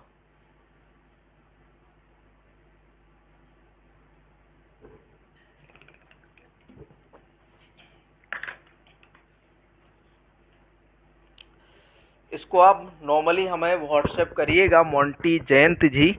आपको नंबर पता है हमारा 7880497104। जो भी डाउट है आप हमें व्हाट्सएप पर्सनली कर सकते हैं मैसेज, ठीक है। कोई भी ये नहीं है कि आप पर्सनल मैसेज नहीं कर सकते, मुझे पर्सनली मैसेज कर सकते हैं। नंबर आपको स्क्रीन पर मिल जाएगा या फिर कहें नीचे डिस्क्रिप्शन में मिल जाएगा हमारा, है ना। और वेबसाइट पे जाओगे तो वहाँ भी मिल जाएगा, ठीक। सभी बी आंसर कर रहे हैं भैया। यहाँ पर जो सही आंसर हो जाता है आपका वो है असमान साइक्रोमीटर। असमान साइक्रोमीटर का प्रयोग जो है क्रॉप कैनोपी पर या फिर कहें फसल छत्र पर सापेक्ष आर्द्रता मापने के लिए प्रयोग किया जाता है ना। प्याजोमीटर का प्रयोग नहीं किया जाता। प्याजोमीटर सही आंसर नहीं होगा। पायरोजियोमीटर सही आंसर नहीं होगा। यहाँ पर सही आंसर होगा असमान साइक्रोमीटर। असमान साइक्रोमीटर ऑप्शन डी यहाँ पर सही आंसर हो जाता है, ठीक। ऑप्शन डी असमान साइक्रोमीटर, ठीक। अगला क्वेश्चन है, क्वेश्चन नंबर 30 है। निम्नलिखित में से किस सब्जी में बटनिंग एक शारीरिक विकार है? बंद गोभी में, फूल गोभी, प्याज या लहसुन। एक शारीरिक विकार होता है आपका जो है वटनिंग, ठीक। किसके अंदर आपका होता है ये आपको बताना है, ठीक। तो ये भैया होता है आपका किसके अंदर? फूल गोभी के अंदर। वटनिंग जो है मतलब ये कहें बटन के आकार छोटे छोटे आपके जो फूल गोभी होते हैं वो क्या रहता है, छोटे छोटे बटन के आकार के रह जाते हैं या फिर कहें छोटे से रह जाते हैं, जिस कारण से बटनिंग ऑफ कॉलीफ्लावर कहा जाता है, ठीक। तो यहाँ पर जो है किसके अंदर होता है बटनिंग? आपका फूल गोभी के अंदर होता है। अगला क्वेश्चन, निम्नलिखित में से कौन सी फसल प्राकृतिक रूप से स्वपरागित होती है? गन्ना, मक्का, बाजरा या जूट। गन्ना, मक्का, बाजरा या जूट, कौन सी जो है कौन सी फसल जो है प्राकृतिक रूप से स्वपरागित होती है? बताइए आंसर क्या होगा? ए, बी, सी या फिर डी? बी मक्का। मक्का तो देखो ऑलरेडी आपकी परपरागत है। एजीटीए का पेपर कब है? जल्दी होगा भैया, टेंशन नहीं लीजिए। जनवरी फरवरी तक हो जाएगा नाइट्रोजन की कमी से। हाँ वटनिंग होता है नाइट्रोजन की कमी से, ठीक। बताइए आप लोग कि जो फसल जो है प्राकृतिक रूप से स्वपरागित है वह कौन सी है? ए, बी, सी या फिर डी? जल्दी से आंसर लिखिए। यहाँ पर बात करें बच्चों सही आंसर की तो जूट है। यहाँ पर ना तो गन्ना है, ना मक्का है, ना बाजरा है। गन्ना, मक्का, बाजरा ये नॉर्मली आपकी क्रॉस पॉलिनेटेड है। आपकी जो जूट है ये स्वपरागित है, सेल्फ पॉलिनेटेड है। यहाँ पर डी सही आंसर हो जाता है। आगे बढ़ते हैं अगले प्रश्न की ओर। प्रश्न नंबर 32, 32वां प्रश्न है। राष्ट्रीय प्याज एवं लहसुन अनुसंधान केंद्र स्थित है सोलन, पुणे, नई दिल्ली, नासिक। राष्ट्रीय प्याज एवं लहसुन अनुसंधान संस्थान स्थित है, अभी अभी बताया था शुरुआत में, कहां पर है? बताइए आंसर क्या होगा? यहाँ पर सी कर रहे हैं कुछ, अजय कुमार सी लिख रहे हैं। सी नहीं होगा यहाँ पर आंसर, है ना। सी नहीं होगा। बताइए आंसर। निम्नलिखित में से कौन सी फसल राष्ट्रीय प्याज एवं लहसुन अनुसंधान केंद्र कहां पर स्थित है? अरविंद कुमार डी, सेजल पारा सर बी बिल्कुल सही है। सेजल आप पुणे के अंदर है आपका, है ना। राष्ट्रीय प्याज एवं लहसुन अनुसंधान केंद्र कहां पर है आपका? पुणे के अंदर। अगला क्वेश्चन, निम्नलिखित में से कौन सी फसल प्राकृतिक रूप से परपरागित है या क्रॉस पॉलिनेटेड है? परपरागित या क्रॉस पॉलिनेटेड है? गेहूं, रागी, सूरजमुखी या चावल। यहाँ पर जो है हमें क्या बताना है? क्रॉस पॉलिनेटेड क्रॉप बतानी है या परपरागित फसल हमें बतानी है। तो बताइए आंसर क्या होगा? ए, बी, सी या फिर डी? बी रागी कर रहे हो? रागी नहीं है आंसर यहाँ पर। यहाँ पर सही आंसर है वो है आपका सूरजमुखी, सनफ्लावर। प्राकृतिक रूप से जो परपरागित फसल है भैया वो कौन सी है? सूरजमुखी है, सनफ्लावर है, ठीक। आगे बढ़ते हैं अगले प्रश्न की ओर। प्रश्न नंबर 34 है, 34वां प्रश्न। ब्रीडर बीज निम्नलिखित में से किसकी संतान है? या फिर कहें ब्रीडर बीज का उत्पादन किससे होता है? किससे आपका ब्रीडर या प्रजनक बीज बनता है? किससे आपका ब्रीडर या प्रजनक बीज बनता है? आधार बीज से, पंजीकृत बीज से, नाभिक बीज से या प्रमाणित बीज से? आपका जो आधार बीज होता है वो किससे बनता है? बताइए आंसर यहाँ पर। ए, बी, सी या फिर डी? क्या होगा सही आंसर?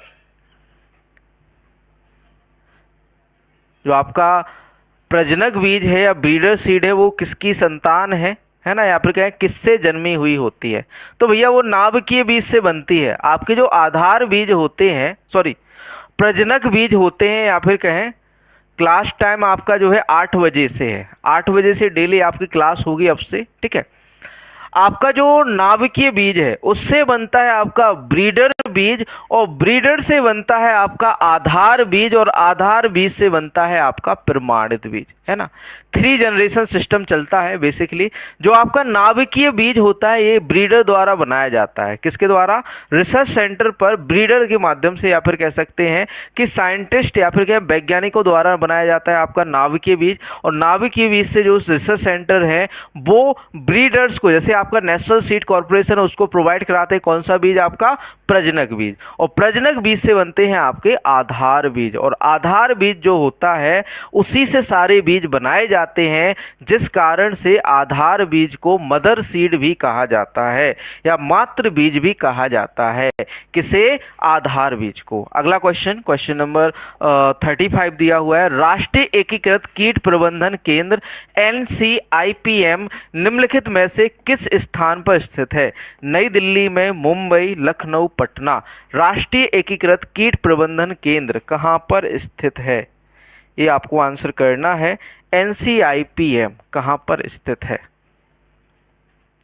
NCIPM कहां पर स्थित है? जल्दी से बता दीजिए। National centre for integrated pest management, national centre for integrated pest management कहां पर स्थित है? A, B, C या फिर D? New Delhi, new Delhi. देखो सभी के आंसर आ गए हैं। ए बिल्कुल सही। आपका जो राष्ट्रीय एकीकृत कीट प्रबंधन केंद्र है ये कहां पर है? आपका नई दिल्ली के अंदर है। कहां पर है बच्चों? नई दिल्ली के अंदर। ठीक, आगे बढ़ते हैं। सेशन को ज्यादा शेयर भी कर देना, है ना, शेयर भी कर देना, आपके गुरुजी का भला हो जाएगा थोड़ा सा। आगे बढ़ते हैं। अगला क्वेश्चन है, विनाशकारी कीट एवं नासी जीव अधिनियम निम्नलिखित में से किस वर्ष अस्तित्व में आया? क्वेश्चन अच्छे से पढ़ लीजिए आप लोग। विनाशकारी कीट एवं नासी जीव अधिनियम निम्नलिखित में से किस वर्ष आया? यहाँ पर आपको क्वेश्चन पढ़ लिया है आप लोगों ने। अब चलिए आपको ऑप्शन दिखाते हैं। विनाशकारी कीट एवं नासी जीव अधिनियम किस वर्ष आया? विनाशकारी एवं नासी जीव अधिनियम कब आया? 1914 में, 1981, 1956 या आपका 1920 में। तो ये आपका जो है आया था कब? 1914 में, 1914 में आया था। ठीक, देवेंद्र जी ए कर रहे हैं, बिल्कुल सही आंसर है। अगला क्वेश्चन, अर्ध शुष्क उष्ण कटिबंधीय के लिए अंतरराष्ट्रीय फसल अनुसंधान संस्थान कहाँ स्थित है?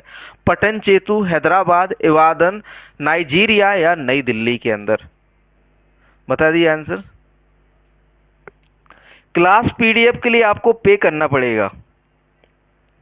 क्लास पीडीएफ के लिए आपको नॉर्मली क्या करना है, नीचे डिस्क्रिप्शन में आपको विजन एग्री एकेडमी वेबसाइट व एप्लीकेशन का लिंक मिल जाएगा, या फिर डायरेक्टली आपको जो है सर्च करना है। ठीक, ललितपुर उत्तर प्रदेश के अंदर है हमारी कोचिंग ऑफलाइन में। ठीक है, तो आपको नॉर्मली गूगल पर सर्च करना है विजन एग्री एकेडमी, तो वहाँ पर आपको वेबसाइट भी मिल जाएगी और एप्लीकेशन भी मिल जाएगा, है ना। 1914, अरविंद कुमार बिल्कुल सही था आंसर। यहाँ पर अर्ध शुष्क उष्ण कटिबंधीय के लिए अंतरराष्ट्रीय फसल अनुसंधान संस्थान कहाँ स्थित है? इसका आंसर कीजिए। Question number 37, Hyderabad. हैदराबाद में नहीं है भैया, इक्री सेट की बात नहीं हो रही है ना। किसकी बात नहीं हो रही है? सॉरी, हाँ इक्री सेट की बात हो रही है, बिल्कुल सही है। सेमी एरिड, अर्ध शुष्क, है ना, सेमी एरिड, बिल्कुल सही। पटनचेरू हैदराबाद के अंदर है। कहाँ पर है? पटनचेरू हैदराबाद। ठीक, आपका अर्ध शुष्क उष्ण कटिबंधीय के लिए अंतरराष्ट्रीय फसल अनुसंधान संस्थान कहाँ पर है? पटनचेरू हैदराबाद के अंदर है। ठीक, अगला क्वेश्चन, क्वेश्चन नंबर 38, भारत का प्रथम जैविक राज्य कौन सा है? हिमाचल प्रदेश, उत्तर प्रदेश, कर्नाटक, सिक्किम। ये तो सभी को आंसर पता होगा कि आपका जो है भारत का प्रथम जैविक राज्य कौन सा है। भारत का प्रथम, सर मेरा नाम ले लो, सत्यम सिंह। अरे आपका नाम ले लिया, सत्यम सिंह। पीडीएफ आपको जो है जिला बस्ती, देखो उसने पूरा लिख दिया है, सत्यम सिंह जिला बस्ती, ठीक है, इनको ढूंढ लेना है, जिला बस्ती में रहते हैं सत्यम सिंह जी, ठीक है। आपको पीडीएफ चाहिए तो आप विजन एग्री एकेडमी की वेबसाइट या एप्लीकेशन पर जाइए, ठीक है। बताइए आंसर क्या होगा यहाँ पर आपका। भारत का प्रथम जैविक राज्य सिक्किम, 2016 बिल्कुल सही। सिक्किम जो है पहला जैविक राज्य था या फिर कहें ऑर्गेनिक स्टेट था भारत का। और बात करें एरिया में तो भारत का मध्य प्रदेश जो है एरिया वाइज ऑर्गेनिक जो है स्टेट जो है सबसे बड़ा ऑर्गेनिक स्टेट है। कौन सा आपका? मध्य प्रदेश, है ना। जैविक राज्य है एरिया के उसमें कहें तो एरिया वाइज आपका मध्य प्रदेश है, ठीक। आगे बात करें, कृषि उपज और पशुधन विपणन संवर्धन और सुविधा अधिनियम किस वर्ष लागू किया गया था? 2017 में, 2015, 2013 या 2019 में? बताइए आंसर क्या होगा। कृषि उपज और पशुधन विपणन संवर्धन और सुविधा अधिनियम किस वर्ष लागू किया गया था? 2017 के अंदर, 2015, 2013, 2019? डी कृष्ण अड्डा, किशन अड्डा क्या लिखा हुआ है ना। बताइए 2019 के अंदर आया था। कृषि उपज और पशुधन संवर्धन सुविधा अधिनियम। सभी लोग डी लिख रहे हैं, देखो सभी के साथ मत जाइए, आपका आंसर गलत भी हो सकता है। 2017 के अंदर शुरू हुआ था आपका, है ना। कृषि उपज और पशुधन विपणन संवर्धन और सुविधा जो अधिनियम है 2017 में शुरू हुआ था। हमने ऑलरेडी बता दिया है, पीडीएफ आपको जो है विजन एग्री एकेडमी की वेबसाइट पर विजिट कीजिए और लास्ट में हम आपको बताएंगे। अभी बीच क्लास में ये सब आप डिस्टर्ब मत कीजिए, ठीक है। अभी ओनली आप लोग आंसर कीजिए, यहाँ पर सही आंसर हो जाता है 2017, ठीक।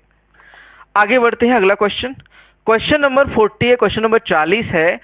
निम्नलिखित में से किस संस्थान ने जैविक उत्पादों को गैर जैविक उत्पादों से अलग करने के लिए जैविक भारत लोगो लॉन्च किया? एफसीआई ने, फूड कॉर्पोरेशन ऑफ इंडिया ने, नाफेड ने, एफएसएसएआई ने या फेडा ने? जैविक भारत लोगो किसने लॉन्च किया है, ये आपको आंसर बताना है। एफसीआई ने लॉन्च किया है, फूड कॉर्पोरेशन ऑफ इंडिया ने, नाफेड ने, National Agriculture Cooperative Marketing Federation of India Limited ने, या फिर कहें एफएसएसएआई ने, या फिर कहें APEDA, Agriculture and Processed Food Product Export Development Authority APEDA. किसके द्वारा जो है जैविक भारत जो है लोगो लॉन्च किया गया था? सर डी ऑप्शन में सिक्किम दिया था, तो वहां तो सिक्किम ही होगा ना सही आंसर, है ना। यहां पर आंसर कीजिए, जैविक भारत लोगो किसने दिया? ये क्वेश्चन पूछा गया है, अभी करंट में पूछा गया है। सी बिल्कुल सही, अर्जुन राज जो है एफएसएसएआई कह रहे हैं, जो कि बिल्कुल सही है ना। तो एफएसएसएआई ने आपका जैविक भारत लोगो लॉन्च किया था किसके लिए? जैविक उत्पादों को गैर जैविक उत्पादों से अलग करने के लिए, ठीक। अगला क्वेश्चन, भारतीय मौसम विज्ञान विभाग का मुख्यालय कहाँ है? नई दिल्ली, बेंगलुरु, पुणे या लखनऊ? आईएमडी की लंबी कहानी है, ये 3 से 4 बार जो है अपनी जगह चेंज कर चुका है। बताइए आंसर क्या होगा।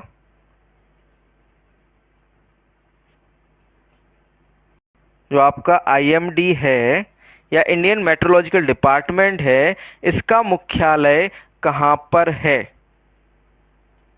आईएमडी का मुख्यालय कहां पर है? Indian meteorological department.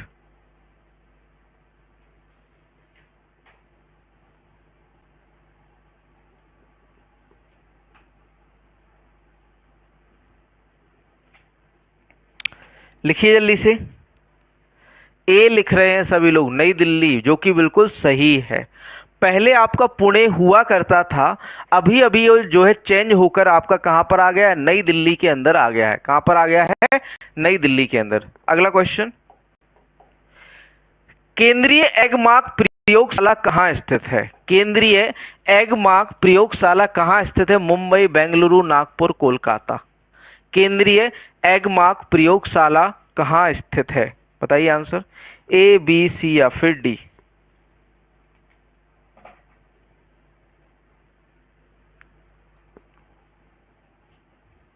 जल्दी से आंसर कीजिए बच्चों।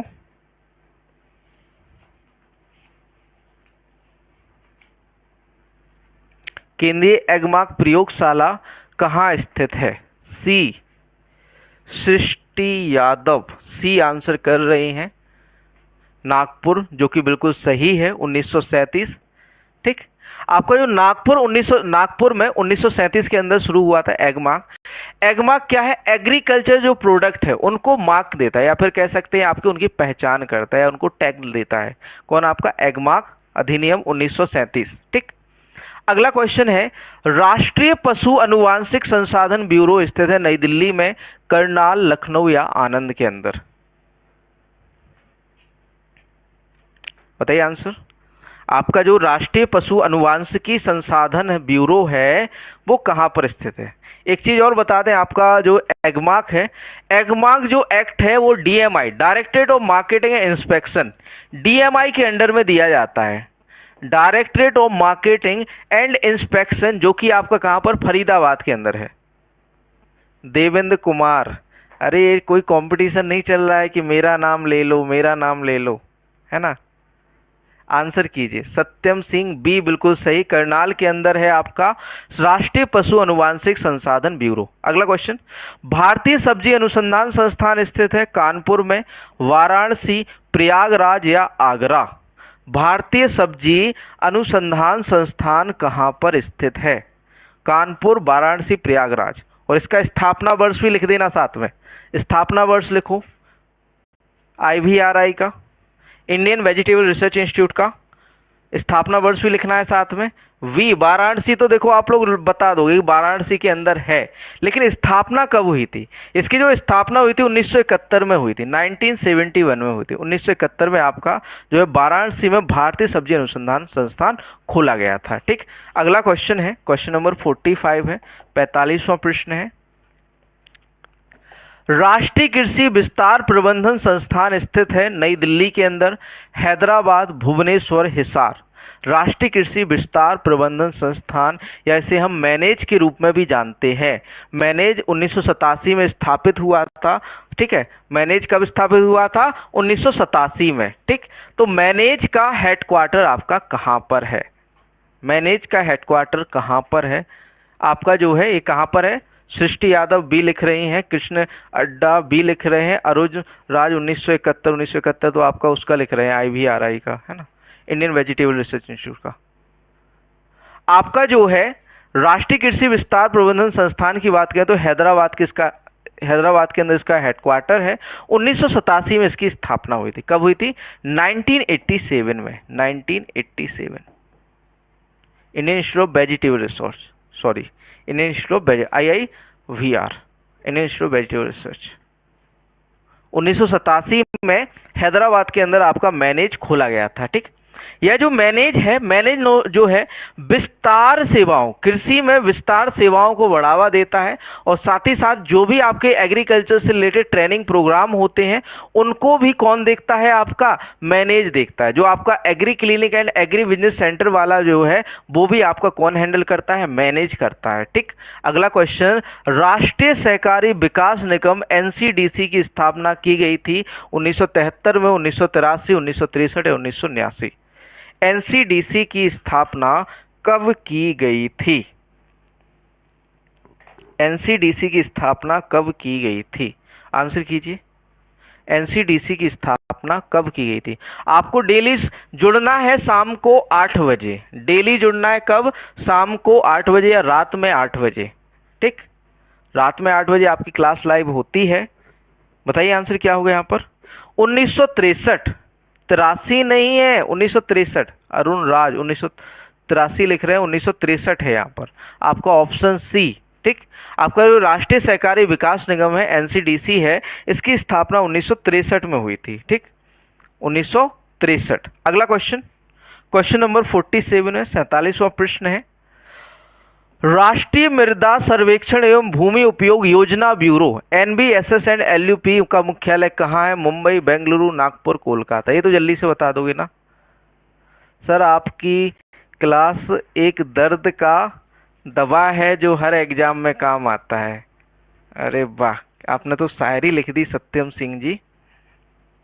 आप ऑफलाइन क्लास ज्वाइन कीजिए, आपको और मजा आएगा, है ना। बी बी बी बी, सभी लिख रहे हैं बेंगलुरु। नागपुर है ना, अब यह भी पढ़ के आए हैं ना, नागपुर, नागपुर है ना।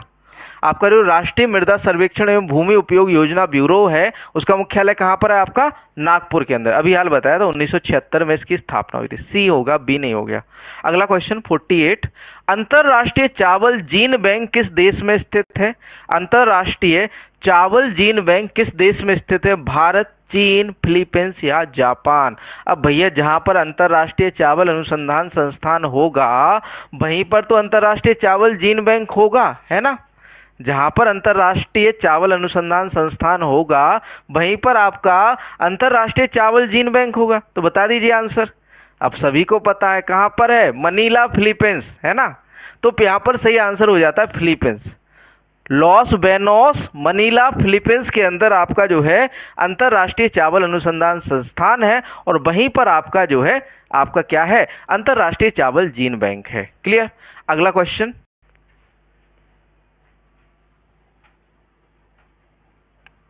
अगला क्वेश्चन, भारत में कृषि अनुसंधान एवं शिक्षा के लिए मुख्य संस्थान कौन सा है। भारत में कृषि अनुसंधान, एग्रीकल्चर रिसर्च और आपका जो एजुकेशन है उसके लिए मुख्य संस्थान कौन सा है आपका, NABARD, National Bank for Agriculture and Rural Development, ICAR, GVPUAT, Govind Vallabh Pant एक है यूनिवर्सिटी और आपका जो है एग्रीकल्चर एंड कृषि प्रौद्योगिकी यूनिवर्सिटी, ठीक है। और ऑप्शन डी आपका जो है आईएआरआई। बताइए आंसर क्या होगा यहाँ पर।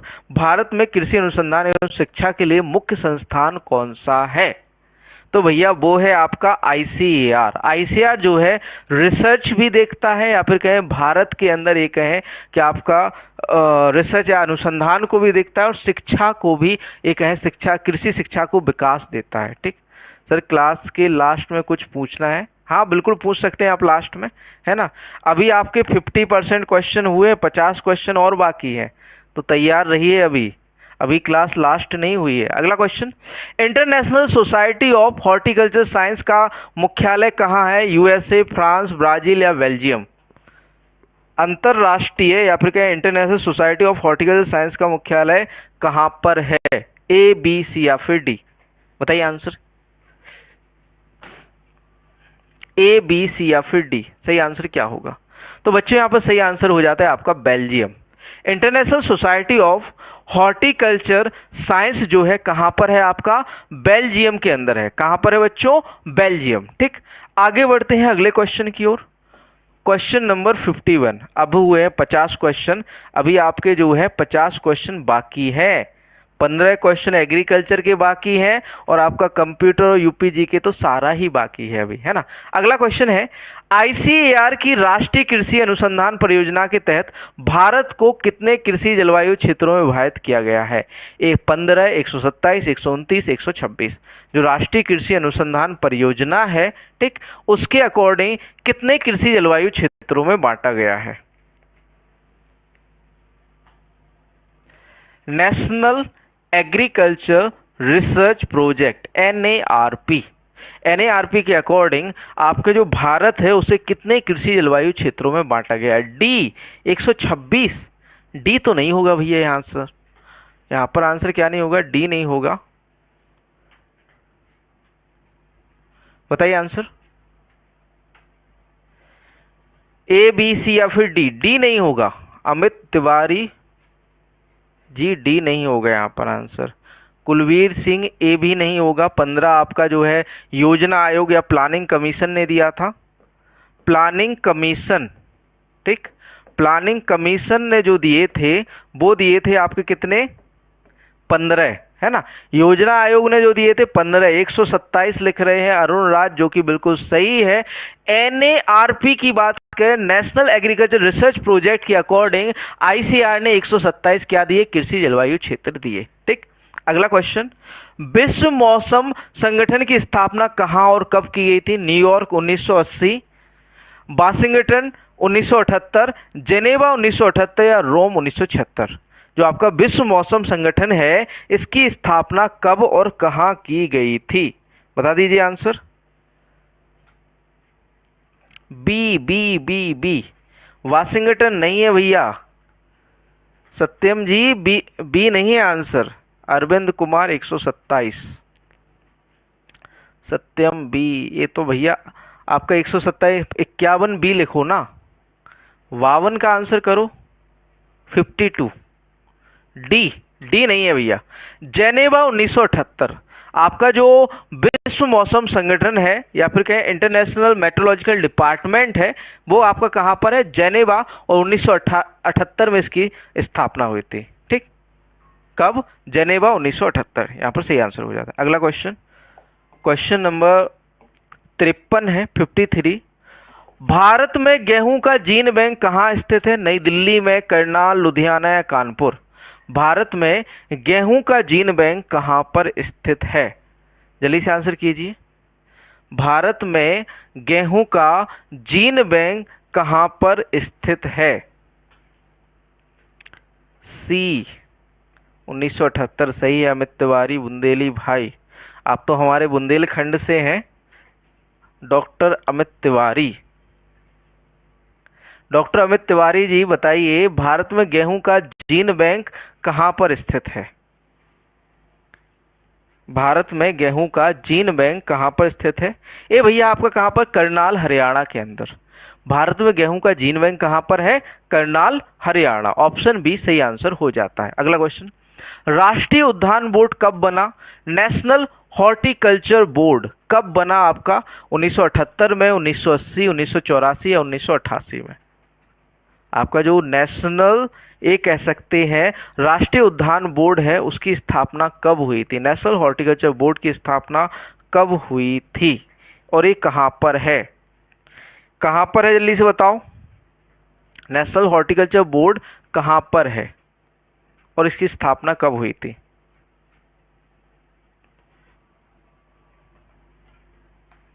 जल्दी से आंसर कीजिए। एनएचबी कहाँ पर स्थित है? नेशनल हॉर्टिकल्चर बोर्ड कहाँ पर स्थित है? जल्दी से बताओ आंसर। ए, बी, सी या फिर डी?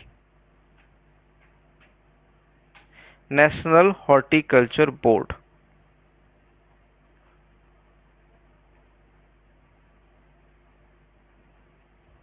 हिसार, हरियाणा।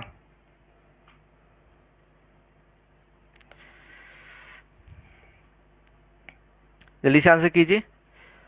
देहरादून में नहीं है, गुरुग्राम में है। कहां पर है? गुरुग्राम, हरियाणा। 1984 में तो इसकी स्थापना हुई थी और ये कहां पर है? गुरुग्राम, हरियाणा के अंदर है। राष्ट्रीय उद्यान बोर्ड कहां पर है? आपका गुड़गांव या फिर कहें गुड़गांव, हरियाणा, या पहले गुरुग्राम के रूप में जाना जाता था। यहाँ पर जो है 1984 सही आंसर हो जाता है। अरविंद कुमार, 1984। ठीक, अगला क्वेश्चन, केंद्रीय मृदा लवणता अनुसंधान संस्थान कहाँ स्थित है? जोधपुर, देहरादून, करनाल, पंतनगर? केंद्रीय मृदा लवणता अनुसंधान संस्थान कहाँ स्थित है? बताइए आंसर। 53 बी, 53 बी नहीं होगा, सॉरी 53 बी तो होगा 54 का 84, सॉरी आपका जो है सी होगा, है ना, 1984। 55 का आंसर कीजिए। 55, केंद्रीय मृदा लवणता अनुसंधान संस्थान कहाँ पर है? ये आपका जो है करनाल, हरियाणा के अंदर है। कहाँ पर है बच्चों? करनाल के अंदर है। कहाँ पर है? करनाल। ठीक, आगे बढ़ते हैं अगले क्वेश्चन की ओर। क्वेश्चन नंबर 56 है, 56वां प्रश्न। भारतीय गन्ना अनुसंधान संस्थान कहाँ स्थित है? हैदराबाद, कानपुर, लखनऊ, झांसी? ये तो सबको पता होगा, गन्ना अनुसंधान संस्थान। भारतीय Indian institute of sugar cane research, Indian institute of sugar cane research कहाँ पर है बच्चों? लखनऊ के अंदर है। कहाँ पर है आपका? लखनऊ के अंदर है। लखनऊ, लखनऊ। ठीक, कहाँ पर है? लखनऊ के अंदर। ठीक, भारतीय गन्ना अनुसंधान संस्थान कहाँ पर है आपका? लखनऊ के अंदर है। ठीक, अगला क्वेश्चन, क्वेश्चन नंबर 57, भारत का प्रथम कृषि विश्वविद्यालय कहाँ बना? नई दिल्ली, हैदराबाद, लुधियाना, पंतनगर? ये तो सबको बता दोगे ना। पंतनगर विश्वविद्यालय, गोविंद बल्लभ पंत कृषि एवं प्रौद्योगिकी विश्वविद्यालय पंतनगर जो है प्रथम राज्य कृषि विश्वविद्यालय था। कौन सा था? प्रथम राज्य कृषि विश्वविद्यालय था।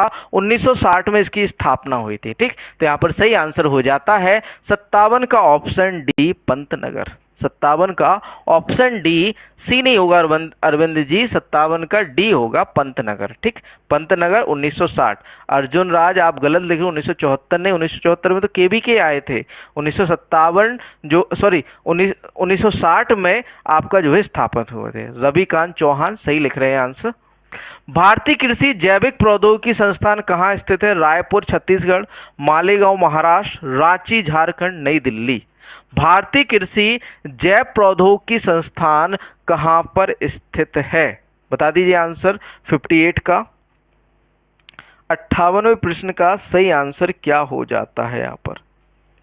भारतीय कृषि जैविक प्रौद्योगिकी संस्थान कहाँ पर है? डी 57, डी 58 लिखिए अर्जुन राज जी।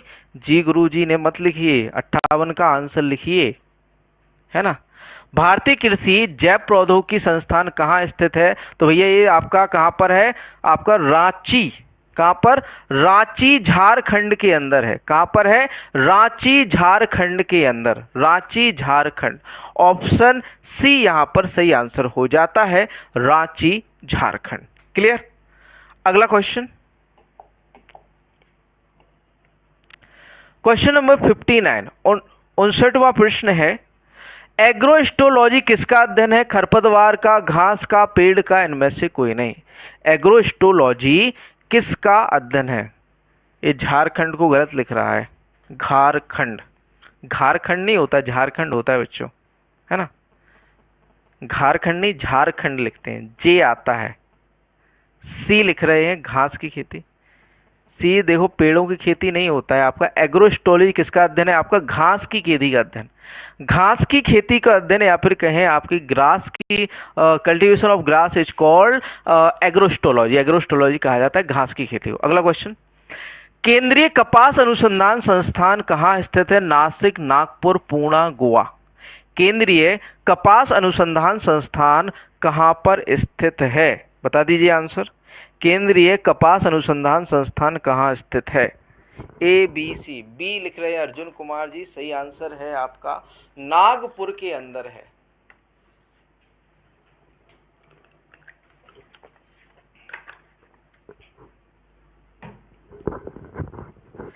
सर आप एएफओ में हो अभी? अभी मैं नहीं हूँ एएफओ में। एक्चुअली क्या हुआ, लास्ट इंटरव्यू में जो है 1.25 से रहा इस बार इंटरव्यू, है ना, इसलिए तो आप लोगों को पढ़ाने आ गया। अगर ये एएफओ में हो जाता तो मैं आपको यहाँ पढ़ा नहीं रहा होता ना। लेकिन हाँ, हो जाएगा, जल्दी हो जाएगा। थोड़ी सी किस्मत खराब है, बाकी सब बढ़िया है। मेहनत मेहनत जो है रंग लाएगी एक दिन, ठीक है। तो जीवन से हार ही नहीं है, बस एएफओ के लिए कोशिश कर रहे हैं। और आप लोगों के लिए भी बढ़िया से कोशिश में है कि आप लोग भी बढ़िया एएफओ बने, एजीटीए में जॉब पाएँ, है ना। तो आप लोगों के लिए भी प्रयास है और अपने लिए भी है। अगला क्वेश्चन बताइए आंसर। केंद्रीय कपास अनुसंधान संस्थान कहाँ है? तो भैया ये नागपुर के अंदर है। Option B Nagpur.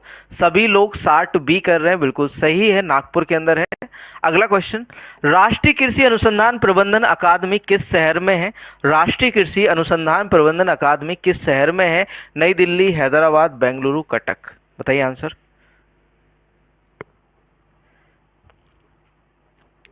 राष्ट्रीय कृषि अनुसंधान प्रबंधन अकादमी कहां पर है? राष्ट्रीय कृषि अनुसंधान प्रबंधन अकादमी किस शहर में? नई दिल्ली में, हैदराबाद, बेंगलुरु या कटक। बताइए आंसर। ए बी सी या फिर डी, जल्दी से आंसर कीजिए। ए बी सी या फिर डी? डी नहीं होगा रविकांत जी, हैदराबाद है यहाँ पर, ऑप्शन बी। ठीक है, आपका जो राष्ट्रीय कृषि अनुसंधान प्रबंधन अकादमी है वो कहाँ पर है? आपकी हैदराबाद के अंदर है। कहाँ पर? Option B, Hyderabad. हैदराबाद के अंदर आपका जो है राष्ट्रीय कृषि अनुसंधान प्रबंधन अकादमी स्थित है। ठीक, आगे बढ़ते हैं। अगला क्वेश्चन, क्वेश्चन नंबर 62 है, भारत में कृषि, कितने कृषि जलवायु क्षेत्र है? Agro climatic zone. अब आ गया आपका सही आंसर, है ना, जो आपकी योजना आयोग ने दिए थे वो अब आप वो आंसर कर सकते। 15, 20, 21 या 18। भारत में कितने कृषि जलवायु क्षेत्र है? यदि नॉर्मली पूछ ले कि कितने कृषि जलवायु है तो वो हमेशा आपके योजना आयोग के अनुसार ही जाते हैं। किसके अनुसार जाते हैं? योजना आयोग। योजना आयोग के अनुसार कितने कृषि जलवायु क्षेत्र है आपके भारत में? 15 हैं। कितने क्षेत्र हैं आपके बच्चों? 15 कृषि जलवायु क्षेत्र हैं। कितने हैं? 15। ये सभी लोग ए आंसर कर दीजिए, है ना, आप लोगों को पता है ये तो 15 है। अगला क्वेश्चन, केंद्रीय भेड़ एवं ऊन अनुसंधान संस्थान कहाँ स्थित है? करनाल, बरेली, नई दिल्ली, अंबिका नगर। ए, बी, सी या फिर डी? केंद्रीय भेड़ एवं ऊन अनुसंधान संस्थान कहाँ पर स्थित है? ए करनाल, बी बरेली, सी नई दिल्ली या डी अंबिका नगर। ए, बी, सी या फिर डी? जल्दी से आंसर कीजिए। केंद्रीय भेड़ एवं ऊन अनुसंधान संस्थान कहाँ स्थित है?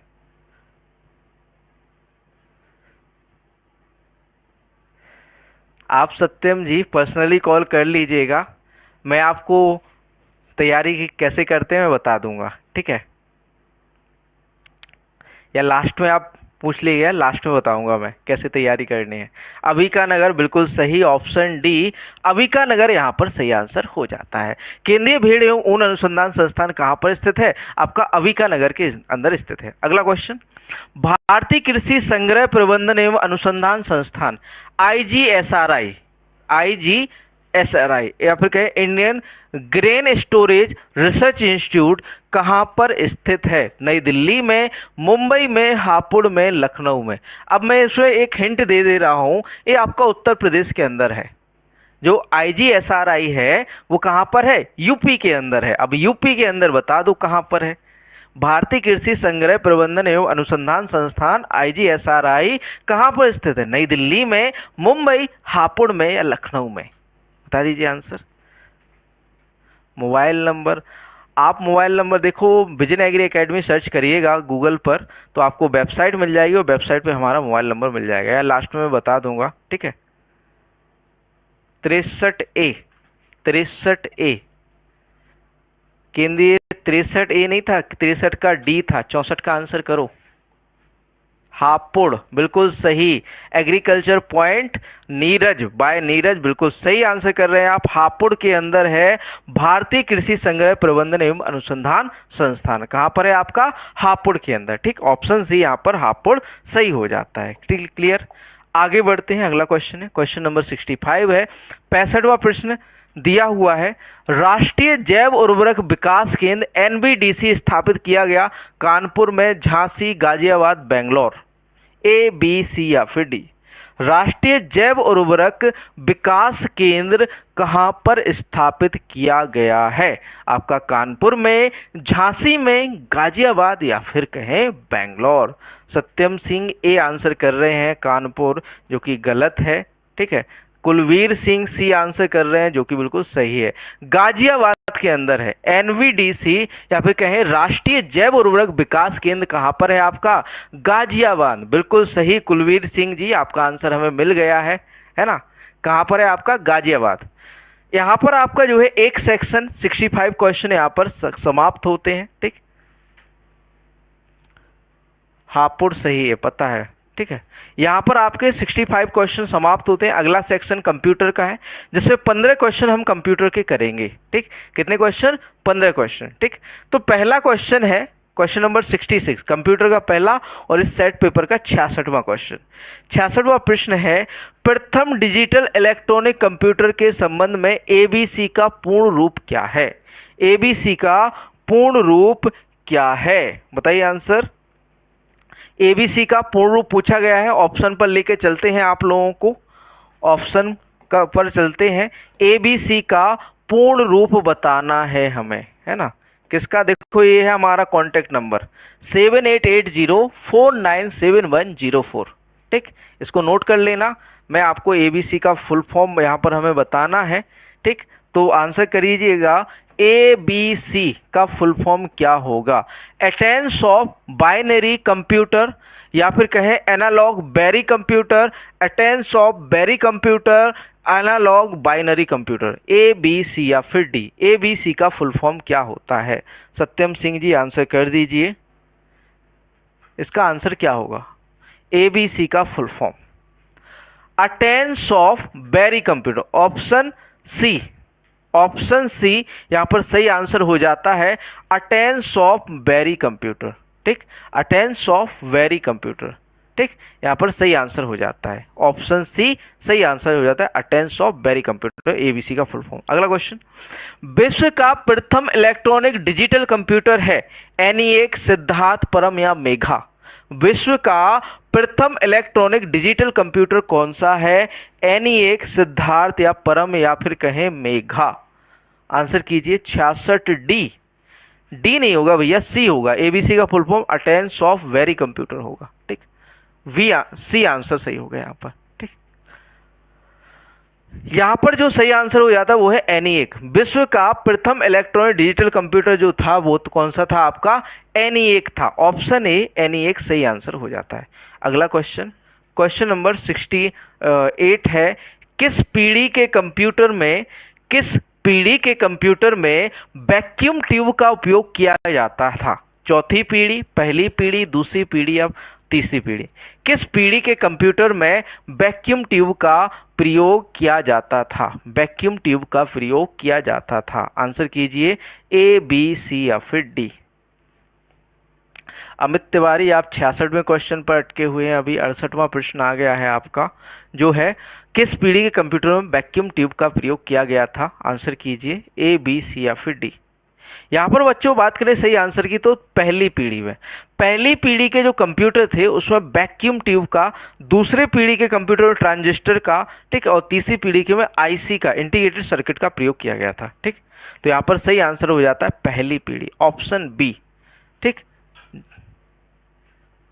फर्स्ट जनरेशन, तीसरी पीढ़ी में नहीं किया गया था। अर्जुन राज दिमाग को खोल के बैठो क्लास में, है ना। अगला क्वेश्चन, द्वितीय पीढ़ी के कंप्यूटर में किस इलेक्ट्रॉनिक उपकरण का उपयोग किया गया था? वैक्यूम ट्यूब, वीएलएसआई, ट्रांजिस्टर, इनमें से कोई नहीं है। दूसरी पीढ़ी में किसका प्रयोग किया गया था? किस इलेक्ट्रॉनिक उपकरण का प्रयोग किया गया था? तो जैसा कि हमने बताया है आपको कि दूसरी पीढ़ी में किसका प्रयोग किया गया था बच्चों? ट्रांजिस्टर का। यहाँ पर सही आंसर हो जाता है ऑप्शन सी, ट्रांजिस्टर। ठीक, अगला क्वेश्चन, क्वेश्चन नंबर 70 है, प्रश्न नंबर 70 दिया हुआ है, नवीनतम पीढ़ी के कंप्यूटरों में निर्देश किस प्रारूप में निष्पादित होते? समानांतर और अनुक्रमिक दोनों, समानांतर, रेखीय, अनुक्रमिक? बताइए आंसर, ए बी सी या फिर डी। जो आपके नवीनतम पीढ़ी के जो कंप्यूटर हैं, निर्देश किस प्रारूप में आपके जो है किस प्रारूप में निष्पादित होते हैं? किस प्रारूप में निष्पादित होते हैं? बताइए आंसर, समानांतर और अनुक्रमिक, समानांतर, रेखीय, अनुक्रमिक? ए बी सी या फिर डी। तो भैया जो आपके नवीनतम पीढ़ी के कंप्यूटर होते हैं उनमें निर्देश किस प्रारूप में रहते हैं? आपके समानांतर और अनुक्रमिक दोनों रूपों में पाए जाते हैं। किसमें? समानांतर और अनुक्रमिक दोनों रूपों में। ठीक, आगे चलते हैं, ऑप्शन ए यहाँ पर सही आंसर हो जाता है। अगला question, DVD digital versatile disc का आविष्कार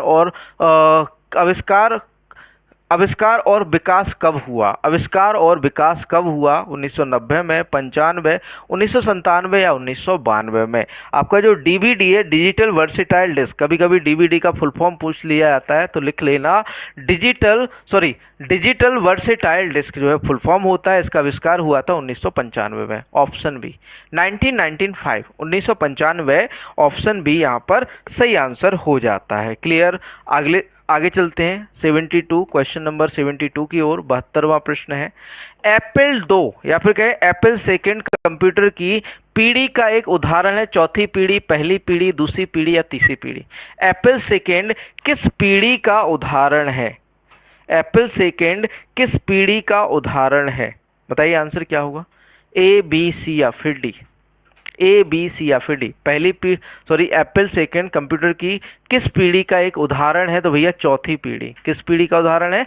चौथी पीढ़ी का उदाहरण है। ऑप्शन ए सही आंसर हो जाता है, चौथी पीढ़ी। ठीक, आगे बढ़ते हैं अगले प्रश्न की ओर। प्रश्न नंबर 73 है, पहली पीढ़ी के कंप्यूटरों के रूप में जाना जा सकता है मेन फ्रेम, सुपर कंप्यूटर, या फिर कहें आपका एनालॉग कंप्यूटर या डिजिटल कंप्यूटर, या फिर आपका इनमें से कोई नहीं। इनमें से कोई नहीं आपका एएफओ में आता है, इसमें नहीं आता है ना। तो बताइए पहली पीढ़ी के कंप्यूटरों को के रूप में आता है mainframe, super computer, analog या digital computer. A B C या फिर डी। जो आपके प्रथम पीढ़ी के जो कंप्यूटर थे वो कैसे कंप्यूटर थे? आपके डिजिटल कंप्यूटर। ठीक, तो यहाँ पर ऑप्शन डी डिजिटल कंप्यूटर सही आंसर हो जाता है। Option D digital computer. ठीक, आगे चलते हैं अगला क्वेश्चन। क्वेश्चन नंबर 74 है, 74वां प्रश्न दिया हुआ है, 1982 में पहला मैकेनिकल कंप्यूटर किसने विकसित करना शुरू किया था? चार्ल्स बेबेज ने, एडा लवलेस ने, हरमन होलेरिथ ने या जोसेफ मैरी हॉलेरिथ ने? 1822 में पहला मैकेनिकल कंप्यूटर जो है किसने विकसित करना शुरू किया था? रविकांत, एनालॉग नहीं होगा, डिजिटल होगा यहाँ पर। ठीक, सही आंसर बताइए आप लोग। चार्ल्स बेबेज ने। किसने भैया? चार्ल्स बेबेज ने। पहला मैकेनिकल कंप्यूटर किसने विकसित करना शुरू किया था बच्चों? चार्ल्स बेबेज ने। किसने? चार्ल्स बेबेज ने। ठीक, अगला क्वेश्चन, क्वेश्चन नंबर 75 है, 75वां प्रश्न दिया हुआ है आपको, प्रारंभिक मेन फ्रेम कंप्यूटर से लेकर उच्च कंप्यूटिंग शक्ति वाले अपेक्षाकृत छोटे स्मार्ट उपकरणों तक कंप्यूटर विकसित हो गए हैं। निम्नलिखित में से किस आविष्कार ने कंप्यूटर के भौतिक आकार को कम करने में योगदान दिया? वैक्यूम ट्यूब, ट्रांजिस्टर, एकीकृत सर्किट या आईसी, या फिर कहें cathode ray tube? Cathode ray tube. A B C या फिर डी। आपका जो है 75वां प्रश्न है, प्रारंभिक मेनफ्रेम कंप्यूटर से लेकर उच्च कंप्यूटिंग शक्ति वाले अपेक्षाकृत छोटे स्मार्ट उपकरणों तक कंप्यूटर विकसित हो गए हैं। निम्नलिखित किस आविष्कार ने कंप्यूटर के भौतिक आकार को कम करने में योगदान दिया? तो भैया वो आईसी ने दिया था। ऑप्शन सी एकीकृत सर्किट यहाँ पर सही आंसर हो जाता है। आईसी जो है सही आंसर हो जाता है, इंटीग्रेटेड सर्किट या फिर कहें एकीकृत सर्किट। ठीक, आगे बढ़ते हैं अगले प्रश्न की ओर। प्रश्न नंबर 76, 76वां प्रश्न है।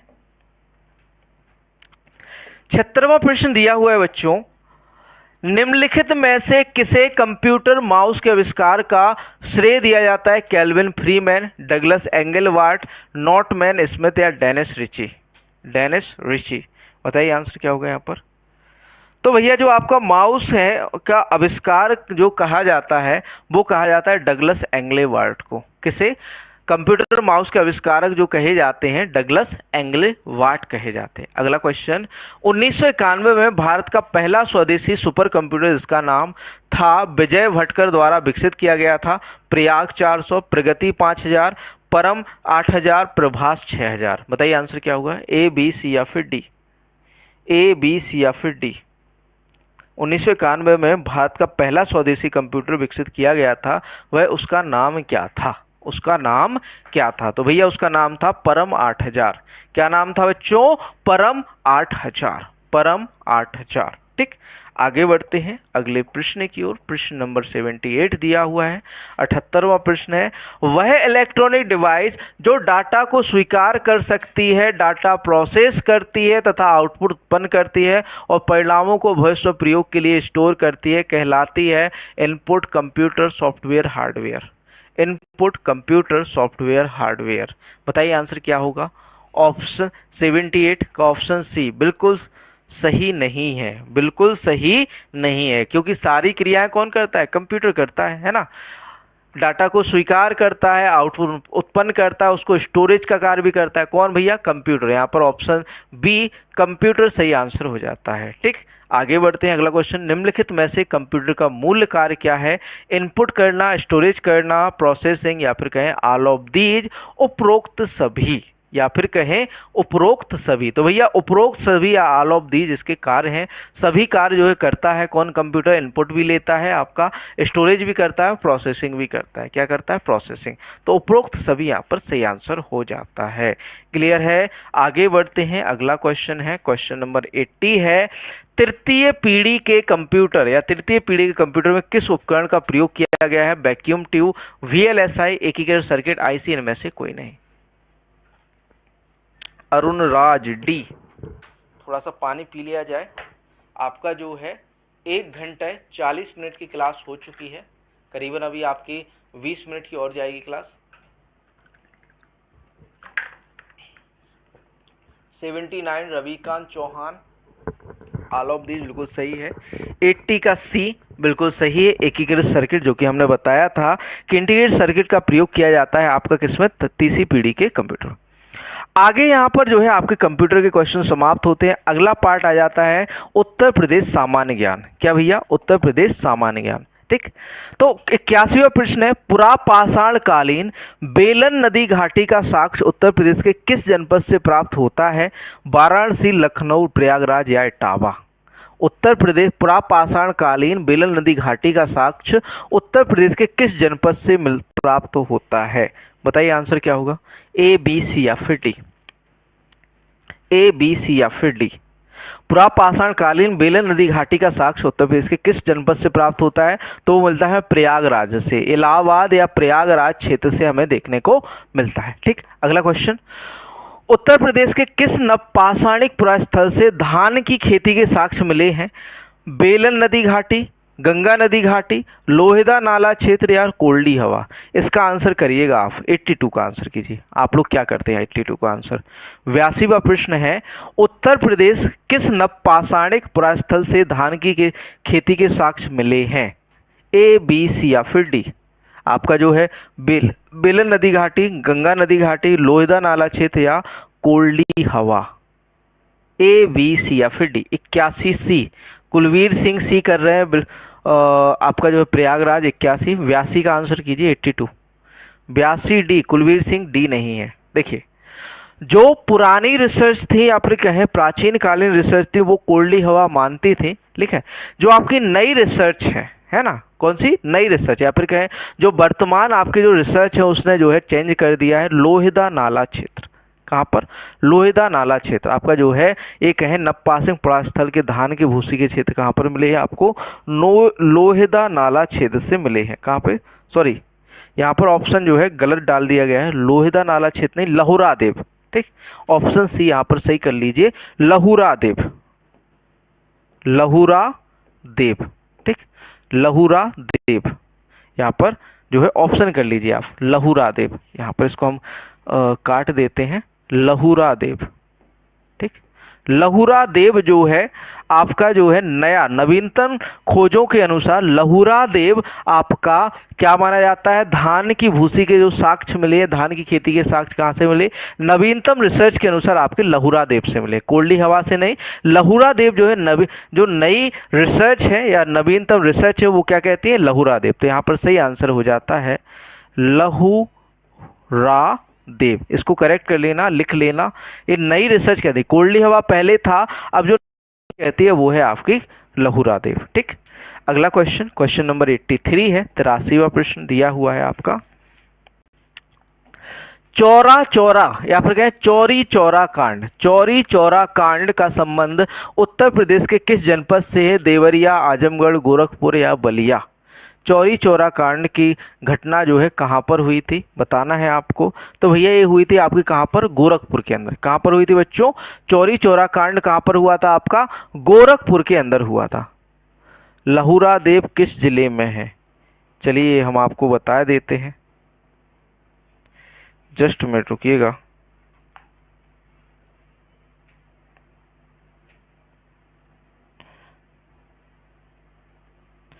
लहुरा देव किस जिले में है?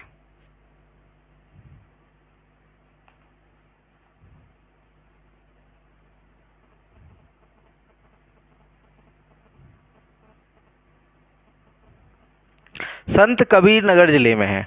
लहुरा देव कहाँ पर है? संत कबीर नगर जिले में। लहुरा देव संत कबीर नगर जिले में। और गोरखपुर लिख रहे हैं 1922, बिल्कुल सही है। चौरी चौरा कांड में जो है एक पूरे जो थाना था उसे जला दिया गया था। ठीक। अगला क्वेश्चन, स्वराज पार्टी की स्थापना कहाँ पर की गई थी? आगरा, प्रयागराज, लखनऊ, कानपुर। स्वराज पार्टी की स्थापना कहाँ पर की गई थी? स्वराज पार्टी की स्थापना कहाँ पर की गई थी? तो भैया ये की गई थी आपकी प्रयागराज में। कहाँ पर की गई थी बच्चों? प्रयागराज के अंदर स्वराज पार्टी की स्थापना की गई थी। अगला क्वेश्चन, क्वेश्चन नंबर 85 है, उत्तर प्रदेश किसान सभा का गठन कब किया गया था? 1915 में, 1918, 1922 या 1925। उत्तर प्रदेश किसान सभा का गठन कब किया गया था?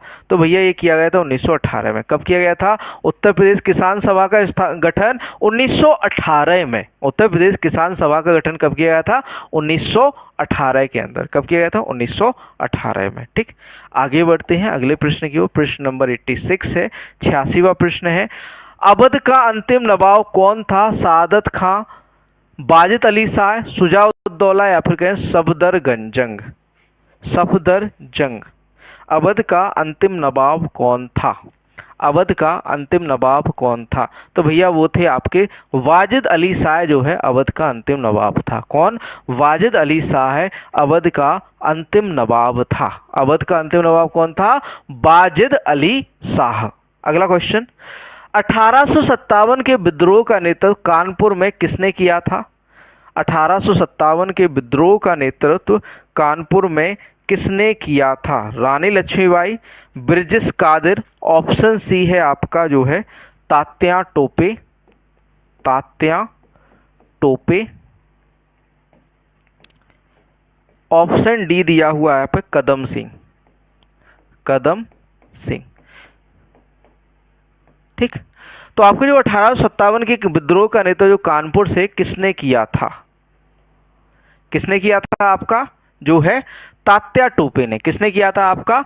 तात्या टोपे ने आपका जो है ऑप्शन सी यहाँ सही आंसर जो है तात्या टोपे ने 1857 के विद्रोह का कानपुर से नेतृत्व किया था। किसने? आपका तात्या टोपे ने। आगे बढ़ते हैं अगले क्वेश्चन की ओर। प्रश्न नंबर 88 है, 88वां प्रश्न, जेजाक भुक्ति किसका प्राचीन नाम है? जेजाक भुक्ति किसका प्राचीन नाम है? बघेलखंड, बुंदेलखंड, मालवा या विदर्भ। जेजाक भुक्ति किसका प्राचीन नाम है? बघेलखंड, बुंदेलखंड या मालवा या फिर क्या है विदर्भ। जो बुंदेलखंड क्षेत्र है उसे प्राचीन काल में जेजाक भुक्ति कहा जाता था। ठीक है, तो बुंदेलखंड यहाँ पर सही आंसर हो जाता है। क्या आंसर हो जाता है बच्चों? बुंदेलखंड। ठीक, बुंदेलखंड। अगला क्वेश्चन, महात्मा बुद्ध ने अपना पहला उपदेश कहाँ दिया था? लुम्बिनी, सारनाथ, वैशाली या राजगृह। महात्मा बुद्ध ने अपना पहला उपदेश कहाँ पर दिया था? बताइए आंसर, ए, बी, सी या फिर डी। लुम्बिनी, सारनाथ, वैशाली या राजगृह। तो भैया सारनाथ में जो है पहला जो है उपदेश दिया था किसने? महात्मा बुद्ध ने। बघेलखंड, बुंदेलखंड नहीं, यहाँ पर बुंदेलखंड से ही आंसर होगा, बघेलखंड नहीं हुआ। जेजा की भुक्ति जो है बुंदेलखंड को जाना जाता है। ठीक, आपके जो सारनाथ है महात्मा बुद्ध ने पहला उपदेश कहाँ पर दिया था? सारनाथ के अंदर दिया था। ठीक, अगला क्वेश्चन है, हर्षवर्धन का ताम्रपत्र लेख कहाँ से प्राप्त हुआ है? बांसखेड़ा, कन्नौज, प्रयाग या फिर कहें थानेश्वर। हर्षवर्धन का ताम्रपत्र लेख कहाँ से प्राप्त हुआ है? तो भैया हमें ये बांसखेड़ा से मिला है। कहाँ से मिला है हमें? बांसखेड़ा। हर्षवर्धन का ताम्रपत्र लेख कहाँ से प्राप्त हुआ है? हमें बांसखेड़ा से प्राप्त हुआ है। ठीक, तो ऑप्शन ए बांसखेड़ा यहाँ पर सही आंसर हो जाता है। आगे बढ़ते हैं अगले प्रश्न की ओर। 91 प्रश्न नंबर 91 है, कपिल वस्तु वर्तमान उत्तर प्रदेश के किस जनपद में स्थित है? गोंडा, गोरखपुर, गौतम बुद्ध नगर या सिद्धार्थनगर। कपिल वस्तु वर्तमान उत्तर प्रदेश के किस जिले में स्थित है? बताइए आंसर। तो भैया जो आपका कपिल वस्तु है कहाँ पर है? आपका सिद्धार्थ नगर के अंदर है। Option D Siddharth Nagar. कपिल वस्तु वर्तमान उत्तर प्रदेश के किस जनपद में स्थित है? सिद्धार्थ नगर में स्थित है। कहाँ पर स्थित है? सिद्धार्थ नगर। ठीक, अगला क्वेश्चन, उत्तर प्रदेश के चौरी चौरा में भीड़ हिंसा के बाद किस आंदोलन को अचानक स्थगित कर दिया गया था? कृषक आंदोलन, असहयोग आंदोलन, भारत छोड़ो आंदोलन, सविनय अवज्ञा आंदोलन। किस आंदोलन को गांधी जी ने कहा था हिंसा के कारण जो है, मतलब ये कहें कि हिंसा भड़की थी, कुछ हिंसकों ने जो है ये कहें कि कुछ पुलिस वालों को एक चौकी के साथ पूरा जला दिया था, है ना, गोरखपुर के अंदर चौरा चौरी में, है ना। तो उस कारण से गांधी जी को आहत हुए, उनने जो है असहयोग आंदोलन, कौन सा आंदोलन? असहयोग आंदोलन जो है स्थगित कर दिया था। कौन सा? असहयोग आंदोलन। तो अचानक स्थगित कर दिया गया था असहयोग आंदोलन, किसके कारण? आपका चौरी चौरा कांड के कारण। अगला क्वेश्चन, इलाहाबाद में 1857 के में विद्रोह का नेतृत्व किसने किया था? रानी लक्ष्मीबाई, ब्रिजेश कादर, तात्या टोपे या लियाकत अली ने? 1857 का जो विद्रोह हुआ था इलाहाबाद से नेतृत्व किसने किया था? तो भैया लियाकत अली ने। ठीक, किसने किया था? लियाकत अली ने इलाहाबाद से 1857 के विद्रोह का नेतृत्व किया था। किसने? लियाकत अली ने। ठीक, लियाकत अली, यहाँ पर ऑप्शन डी सही आंसर हो जाता है। थोड़ा जल्दी जल्दी इस वजह से करा रहे हैं कि आपकी क्लास जो है ओवर हो गई है ना, 2 घंटे की क्लास थी। ठीक, तो कुछ क्वेश्चन बचे हैं उनको कर लेते हैं। अगला क्वेश्चन, 1 जनवरी 1845 को गोविंद रघुनाथ द्वारा संपादित नामक हमारा पहला हिंदी अखबार उत्तर प्रदेश लाया था। सरस्वती, बनारस अखबार, हंस, जागरण। कौन सा अखबार था? सर आप किस तैयारी किए हैं? Agriculture field officer. मैंने एग्रीकल्चर फील्ड ऑफिसर एमपीआरईओ अभी केस चल रहा है तो अभी उसमें वेटिंग में है। ठीक है, एग्जाम क्वालिफाई है ये हमारे। 1 जनवरी 1845 को गोविंद रघुनाथ द्वारा संपादित नामक कौन सा नामक हमारा पहला हिंदी अखबार जो है उत्तर प्रदेश लाया गया था? भैया बनारस अखबार। कौन सा? बनारस अखबार, ऑप्शन बी बनारस अखबार। ठीक, अगला क्वेश्चन है, राम प्रसाद बिस्मिल का जन्म उत्तर प्रदेश के किस जिले में हुआ था? रायबरेली, पीलीभीत, अमरोह, शाहजहांपुर। राम प्रसाद बिस्मिल का जन्म उत्तर प्रदेश के किस जनपद में हुआ था? तो भैया शाहजहांपुर में हुआ था। ठीक, कहाँ पर? शाहजहांपुर। यहाँ पर कुछ शाहजहांपुर वाले भी होंगे, है ना, राहुल को जानते होंगे, शाहजहांपुर से है, एबीवीपी जो है आपका जो बजरंग दल है उसमें कार्यरत है। अगला क्वेश्चन, इलाहाबाद में उत्तर पश्चिम प्रांत के लिए राजस्व बोर्ड की नियुक्ति किसने की थी? लॉर्ड रिपन ने, लॉर्ड कैनिंग ने, William Bentinck, Lord Lytton. Allahabad में उत्तर पश्चिम प्रांत के लिए राजस्व बोर्ड की नियुक्ति किसने की थी? क्वेश्चन नंबर 96 है, बताइए आंसर।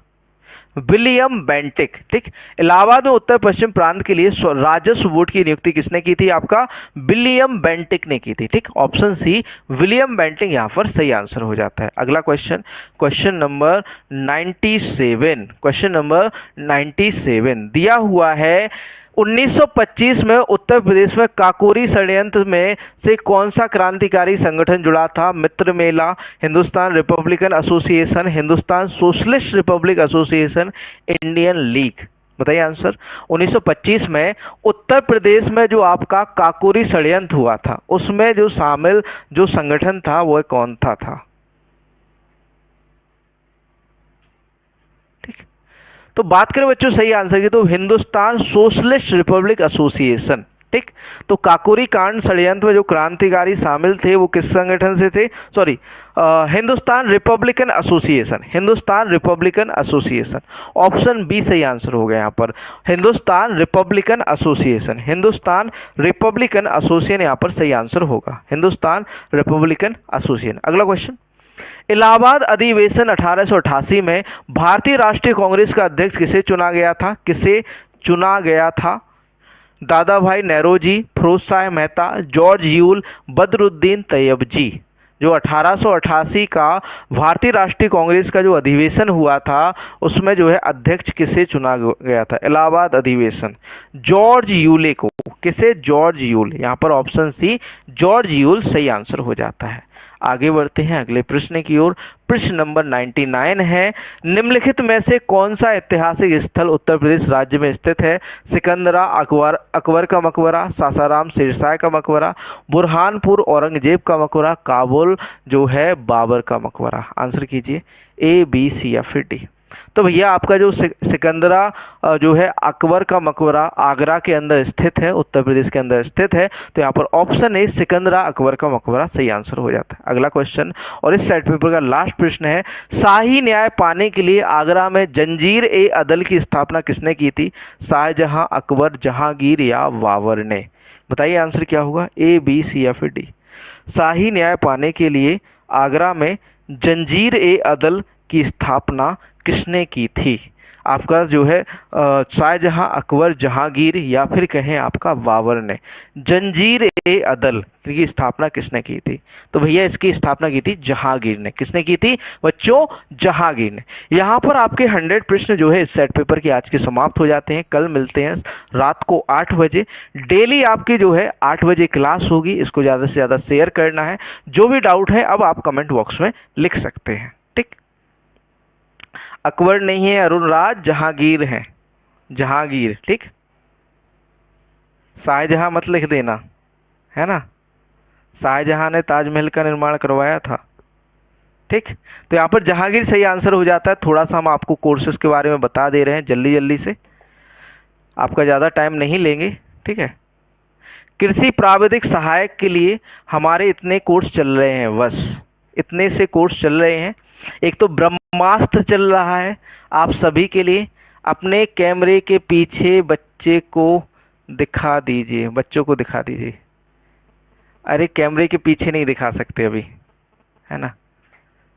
सर मेरा आंसर सही है, कृष्ण अड्डा, स्टे पॉइंट, नाइस सर जी, धन्यवाद। कौन सा आंसर भैया? अड्डा जी, सी।